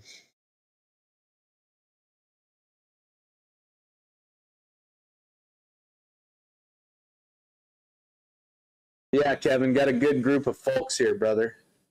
MFB is the place to be. Yeah, Moonshine for Beginners. How many members deep is the Moonshine for Beginners now? I think they're somewhere around 3,800. I don't remember. I haven't looked at it in a while. I'm sure one of the members can probably throw that number in there. It's a good, pretty active core in there too. Very active. Yeah, very active. If you go to a Facebook Moonshine group and you see 80,000 members in the group and 15 chats per day. Yeah. And then you go to the MeWe group at 55, 55 members. Thanks, Clinton. And if I don't look at the chat until like the next day, just scrolling there's way up. 200 and something chats that I've missed. That's how active it is. I see people in there working out some pretty in-depth issues with each other. Like, all the time. Trying to figure out whether it's a still design problem, a mash problem, a ferment that's being weird, or a recipe that needs tweaked, or whatever. All the way to just really basic questions. Yeah. Yeah. 3559, I believe, is what I saw, Cyrus. Yeah, so Clinton put 3555, you put 3559, so about 3,500. And it's always growing. Somewhere in that ballpark. I'm about to be doing some more kind of promotion for Moonshine for Beginners here pretty soon, so it's going to kind of, the pace of people joining the group daily is going to pick up a little bit here. Yes. Mm-hmm. I think every week we see a few people from the YouTube or Facebook, TikTok, wherever, getting over in there and kind of getting welcomed in. You can even wish Cyrus a happy fake birthday on Moonshine for Beginners. That's right. Yeah, they're talking about my internet birthday. I put a fake birthday on all my internet applications, so I didn't think that all the way through. The first time I did it was on Facebook. Then I started getting like happy birthdays, like sincere birthday wishes from people, and I kind of felt bad, like, just consider them not even my real birthday. Yeah, no, that's fine. They're not gonna wish you a happy birthday on your actual birthday. That's true. You know what I mean? So it's like, it's not like you're double dipping. Yeah. So in fact, I think this is the first year I just kind of came clean about it. You know? Yeah. I just didn't ever say anything to anybody, and people wish me happy birthday, and I just say thanks. I know your actual birthday. Do you want me to share it with everybody? No. I'd like to keep it off the internet. Okay. Fair enough. All that hard work, years of hard work, just down the drain. Yeah, and it wasn't really to trick other people. It's just to trick Facebook. Like, I didn't want Facebook knowing the CIA. The CIA. Like, they were after me for a while. You know what I mean? They'll get you. The FBI. They'll get you. You gotta ATF. You gotta be fresher than that. Yeah, Clinton says, and Winsong told me this the other day too, just turn off your display of your birthday, which I didn't even know you could do. But even if you turn it off, Facebook still sees it. They know it. Old Zuck's up there. Pamela says, so I tried a mash build of corn and cherry pie. It turned out great. Just a bit of cherry flavor. Now I'm aging with oat chips. I'm curious to see if a reflux will give me less flavor. Pamela, yeah, a reflux will give you less flavor. It will 100%. give you a cleaner alcohol. That's the trade-off. Clean versus flavor. Give it a take. The key is finding that sweet spot. Yeah, and I think, if I'm not mistaken, Pamela's kind of new to the group. I've been seeing Pamela jump in here and there. So thanks for jumping in again. Yes.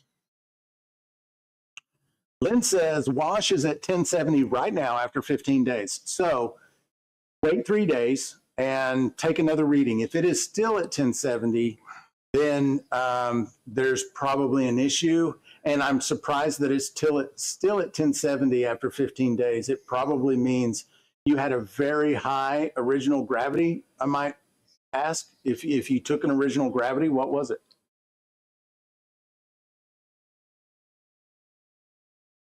You could have got a solar water heater if you didn't tell everyone.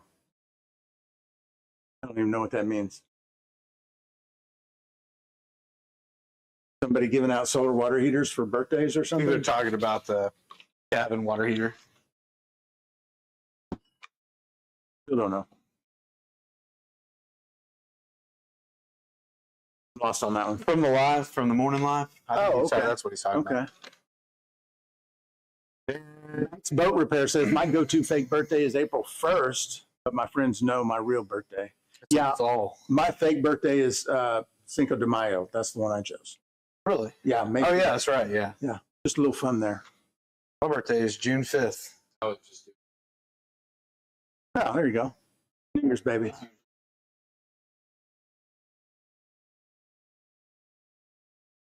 I feel like anyone with nefarious intention, they want to know my birthday. Yeah, it's out there. Yeah. There are software programs that you can find out everything you want to know about somebody now. So I've seen some pretty scary things on the government working side of stuff. And yeah, let me just be the first to tell you, if you don't already know this, someone somewhere in a room without a search warrant can type your name into a certain software and know everything about you. yeah, What's in your bank account, what you spend your money on. That's a clear search is what it's called. Your bank accounts, your known addresses, what you pay property taxes on, the make and year models of your vehicles, anything they want. Which is terrifying. I don't know if that does. Yeah, I don't know if anyone's going to sleep a little less hard tonight, but you know. Yeah, Windsong and Boat Repair. It's all. April 1st. April 1st. Yeah. Favorite holiday. Yeah, it is the biggest holiday for her. Did she get you this year? She did not. I don't even think she tried. Which, like, Maybe she did, and it's a slow burn. maybe, And it's maybe. still. Like March 29th, I was like, she's not getting me paying attention. She and then laid. April 1st came around, and I just didn't even pay. Yeah, she probably could have got me. Got me good. I don't know that she didn't. And it's I mean, just, maybe. you don't know what's up She yet. just hadn't came clean about it yet. Possible. Mr. Lopez, what's up, brother? Truth Talk. Go back to Truth Talker. He asked a question about it. I got you. Truth Talker. I plan on ordering some grain from you. All I've ran so far is Sugar Shine. What would you recommend for a nice Irish type sipping whiskey? Thanks. Irish. I mean, as far as the kits that we put together, probably the closest would be the malt whiskey. What do you think? Yeah. Yeah, the American malt whiskey kit is probably the closest to what you're after, but it's an American version of a. Ooh, your mic turned off, Bobo. Uh-oh, my mic's dead. I'm trying to turn it back on. go for it. That one's on. Yeah. All right, I've got my mic back on. We'll see. Oh, no, we're right back off. Maybe how does it sound, guys, from right here? Like you say, How you doing? We'll go ahead and put it.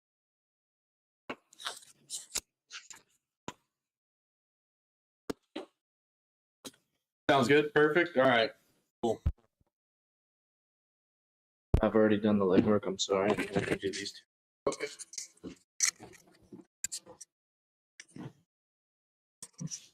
Thanks, sure. Thank Appreciate you. Right there. All right, we back in business. Get yourself a yatum, ladies and gentlemen. Nick Mayberry says, I want to learn to malt corn. Any tips? Yeah, there's a lot of videos out there for malting your own corn. You soak it, you turn it, you put it in a barrel, you turn it, you make sure you keep turning it every day. When it starts to sprout, and when those sprouts are 1/2 inch to 1 inch long, then you stop the malting process, break off all of those. You stop the malting process by spreading it out so that it can dry. And then, I didn't know people were really malting corn that much. oh yeah. I mean, I know the malted barley, the malted rye, the malted wheat, super, super common. Here's the only reason to malt corn is for malted corn flavor. You get nearly zero diastatic power out of corn, so malted barley can convert the starches on its own grain and pounds of other grain in a mash bill. Corn, you can barely convert the starches of corn after you've malted it. So it doesn't have any diastatic power. Yeah. So it's really just for the flavor, which is why people do it. Why do you got to break those stems off? I'm not sure, except that I've heard someone say that the stems will give you a bitter flavor. Yeah, okay. Yeah. Maybe I was thinking. And people will like put the corn into like a pillowcase and put it in the dryer, run it in the dryer, and it'll break all the stems off. Oh, okay. And then you All can the maybe sprouts. like screen it or sift it. Yeah. And you can see the whole process over at Bearded and Board's channel, his YouTube channel. He malts popcorn, and it's the same process whether you're doing popcorn or regular corn. I had a guy come in here the other day and tell us that he was about to malt a bunch of barley. I was like, cool. Yeah. I mean, malted barley is so cheap, though, compared to the time you would spend to malt your own barley. I will rack and run in 3 days. Starting gravity was not recorded due to small ferment container. Okay. Well, then you'll have to report back to us and let us know how it went. If you join the Moonshine for Beginners, that'd be a good place to do it. If not, you can hop in here next Thursday and let us know. Do you think I'll have an issue if I put a whiskey barrel in my trunk and drive it around for motion? I wouldn't see why not.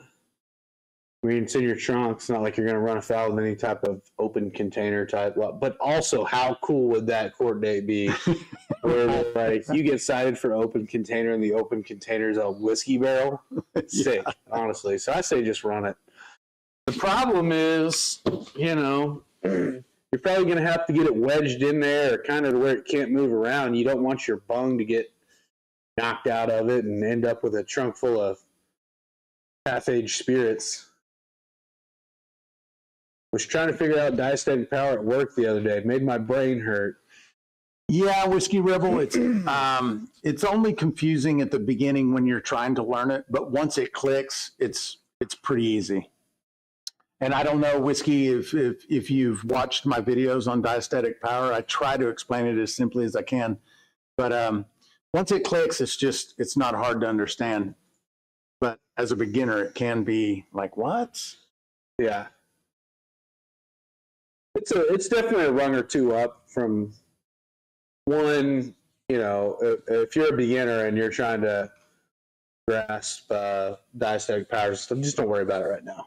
It's not necessary to at the beginning when you're just starting, and once you get to the stage where you're putting a bunch of mash bills together and you're not using enzymes and you're trying to worry about when you're trying to build your own mash bill, you got to start figuring it out. I got real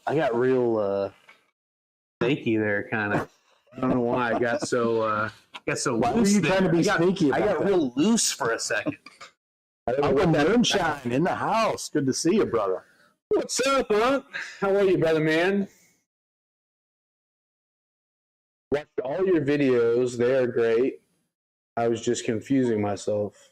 Whiskey Rebel, you sure you watched all of them? And it's pretty easy to kind of overthink it There's a too. big catalog out there.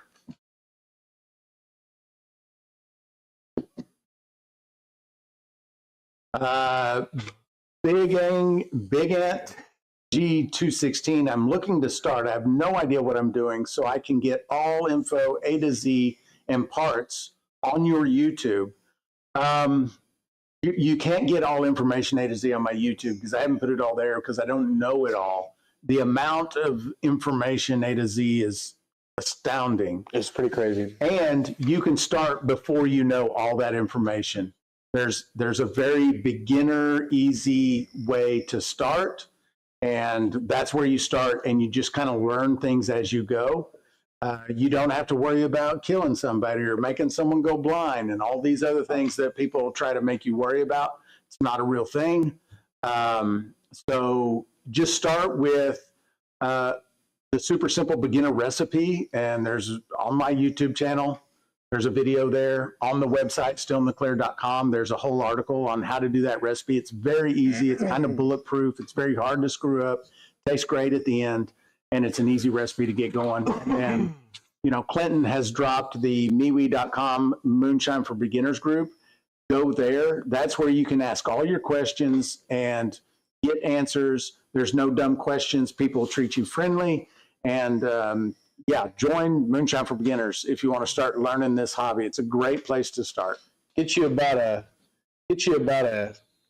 5-6 gallon bucket, right? Get you, 15 pounds of dextrose and a bag of turbo yeast. Dump it off in there.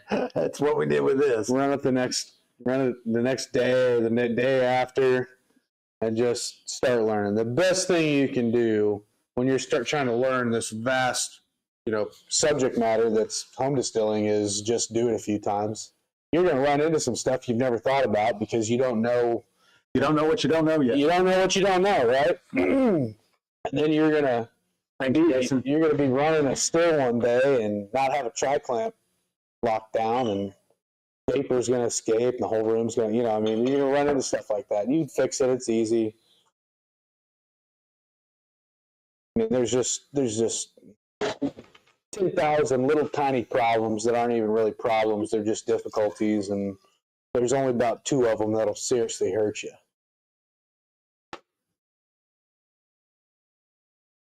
All the dangerous issues in moonshining are very easily mitigated with just diligence and just not like. Don't get complacent. It almost takes negligence to really screw something up like that. You almost have to try. You can drive a car. You can operate a moonshine still, okay? It's quite a bit easier than driving. It's a lot easier, I would say. Yeah. Last time I was driving my car drinking beers, they got mad at me about it.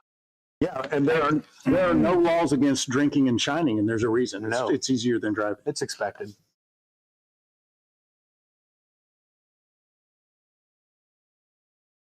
We're at jar number 7. Already getting some guesses. 114, 111. And honestly, I forgot. I got to check it again. Oh, yeah. You know what? I think I remember. Ray's right. You can get a Beaver still pretty cheap to learn on before investing too much money to see if you like it. Yeah. There's $300-400 Olympics out there. There's Beaver stills that are a couple $100. You don't have to spend an arm and a leg to get into it and try and see if this is for you or not. Yeah. Here's the problem though. You make some good liquor your first batch, your second batch, your third batch. You're probably in it for the long haul. It easily becomes an obsession. That's for certain.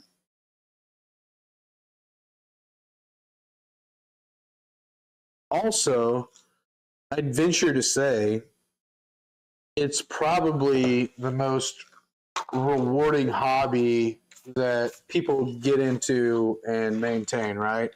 There's very few of our hobbies that are going to give us anything back, right?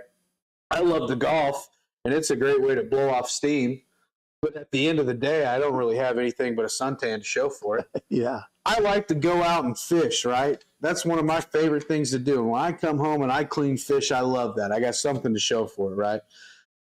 There's something to be said about making your own liquor. It's pretty cool. It's pretty bitching because, one, all your friends like it, right? You know, it's pretty easy to give away, enjoy with friends, family. It's also pretty nice to sit at the house after a long day of work, flip on the old tube, and have a glass of your choice bourbon, you know. And tell me if this equates, because I'm not a golfer. Okay.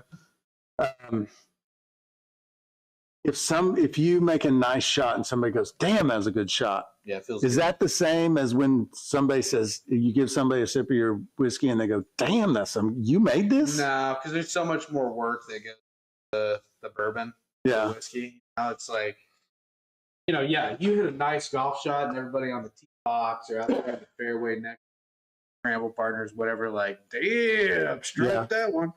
Yeah, that's cool. That feels good, right? But it's not like you hand a jar to somebody and they go, You said you made this? "You made it?" Yeah. Yeah, that's pretty cool. So that jar, and I think, if I'm not mistaken, I saw Trickster guessed it, was the first to guess it. Jar number 7 came in at 118. Listen, I gotta read Joe's.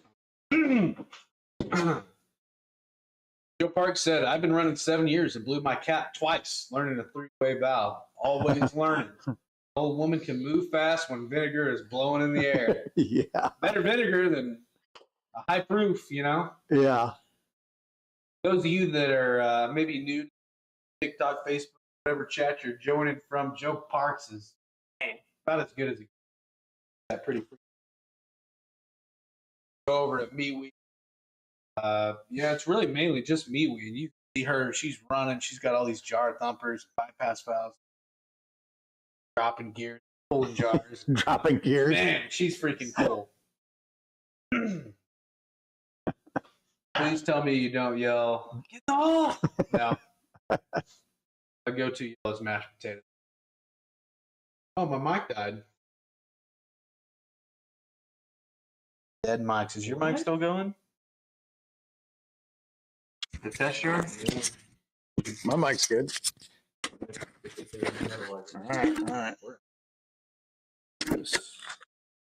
All right. We charged him up. Told you we should have shut them off the 15 minutes before I was trying to say it. I don't think it would have mattered. Well, we're going to be getting some new mics anyway. When I get a compliment on my shine, I'm the kind of guy that thinks I can do better. Yeah. Yeah, I'm the same way, Dig Dug. I'm always happy, right, when it's like good and people like it. I've given wine to family and friends and stuff, and they, they're like, "Oh man, this is really good," and that feels great, right? But the whole time I'm thinking in the back of my head, Yeah, I'm glad you like it. You know? There's been plenty of times when I said, "Oh man, that's good," and in my head I'm like, "Really that good? I've had a lot better." yeah.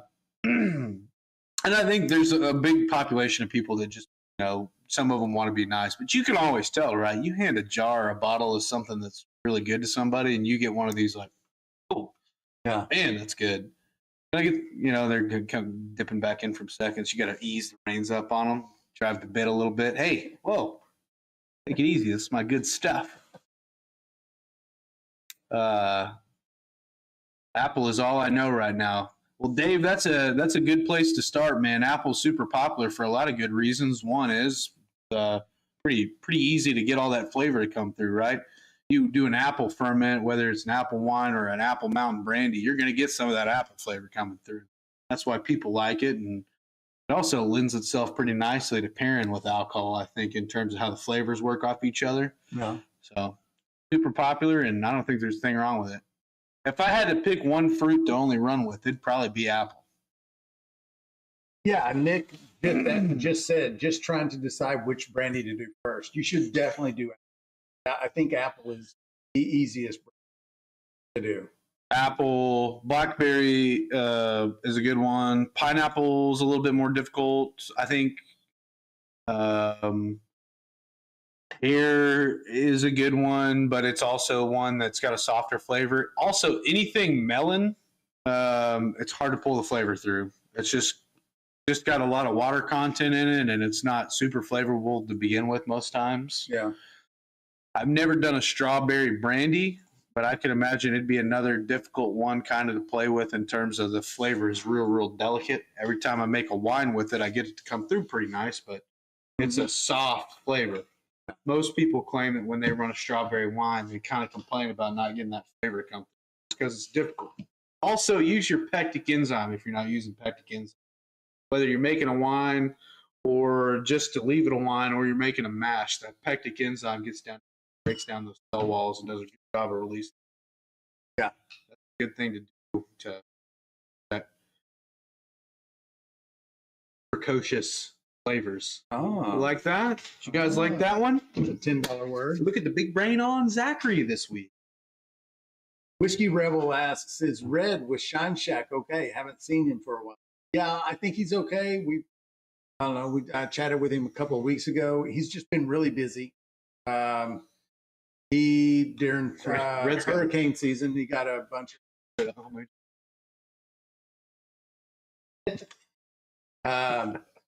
Yeah, he was close to the hurricane damage, so he spent a lot of time taking care of his property and family and friends. And he's just been really busy and hadn't been able to do content lately.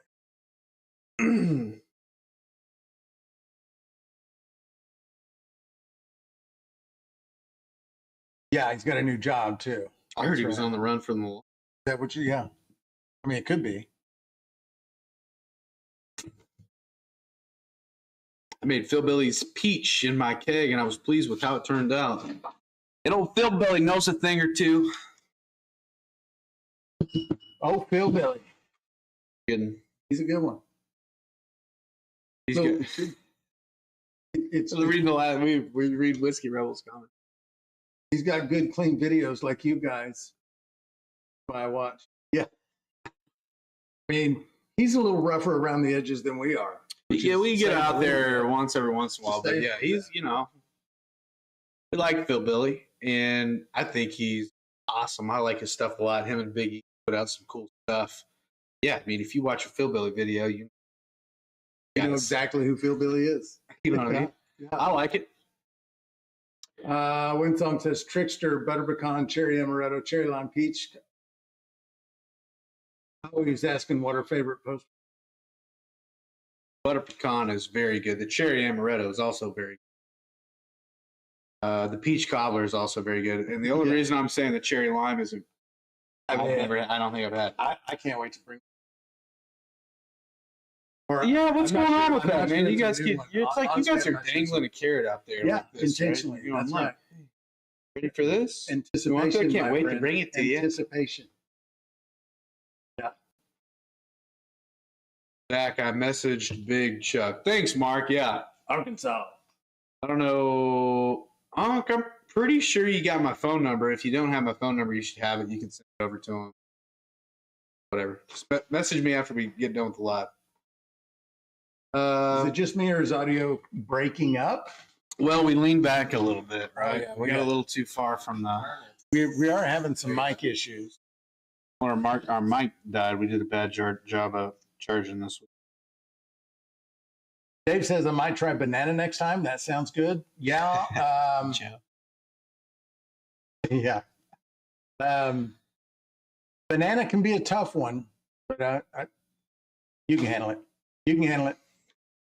It just gets really thick and sticky sometimes, and you got to water it down sometimes. And but it is delicious. What are we talking about? Banana? Yeah. Yeah. Be a messy one.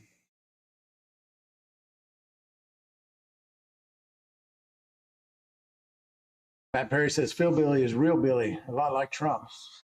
There are some similarities in for a lot sure. of ways, yeah. I like that he said nanners. Bake the nanners. Make sure the peels are black before you pull them. heard people like using the brown, That's brown and what I black did. bananas.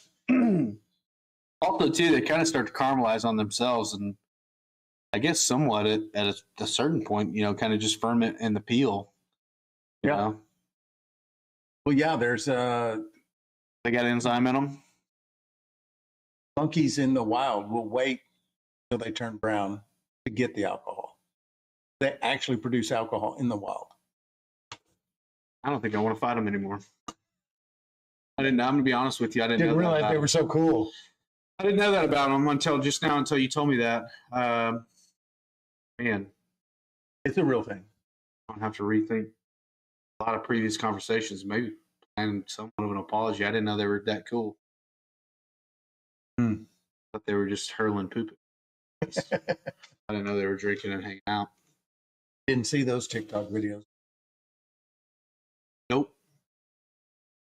Also, how terrifying would it be to roll through the jungle and just all of a sudden be amongst like a bunch of drunk Big troop of drunk dude, just orangutans. hammered orangutan. Playing with you? Shouting obscenities in a language you can't understand. Yeah, just yelling at you. I made Mountain Dew Shine for a friend that really liked it. Wants me to make more. Really? I think the idea, I mean, it's definitely something coming up in our future. I thought root beer, Mountain Dew, right? You know, there's all kinds of videos out there, guys doing Coke and, you know, Red Bull, and there's We saw one today, ketchup. ketchup. Yeah. Minted ketchup. Who is that? I'm like, That was my facial expression. That sounds like prison. Right? yeah. I mean, What's the term for prison hooch? Yep. Prison hooch. No, it's someone in the chat. Go ahead and shout it out. it's like No, there's a specific name for it, I don't. and it's not what you would expect either. It's like say that because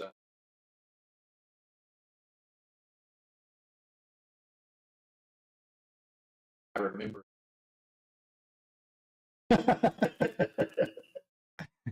it's not. Toilet It's wine. not damn toilet wine. There's an actual name for it. I'm trying to remember it. There's lots of people saying toilet wine. Someone Google it real quick. It's No, toilet wine. no, no. There's an actual legitimate term for it.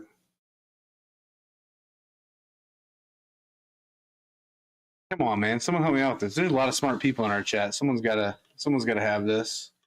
Somebody asked GPT about this. If you put it in now, I'm gonna assume you Google it. I'm not gonna give you full credit. I'll give you half credit. Pruno, Whiskey Rebel, hit it. Pruno. Yeah. Okay, never heard that. Either. Also, never been to prison.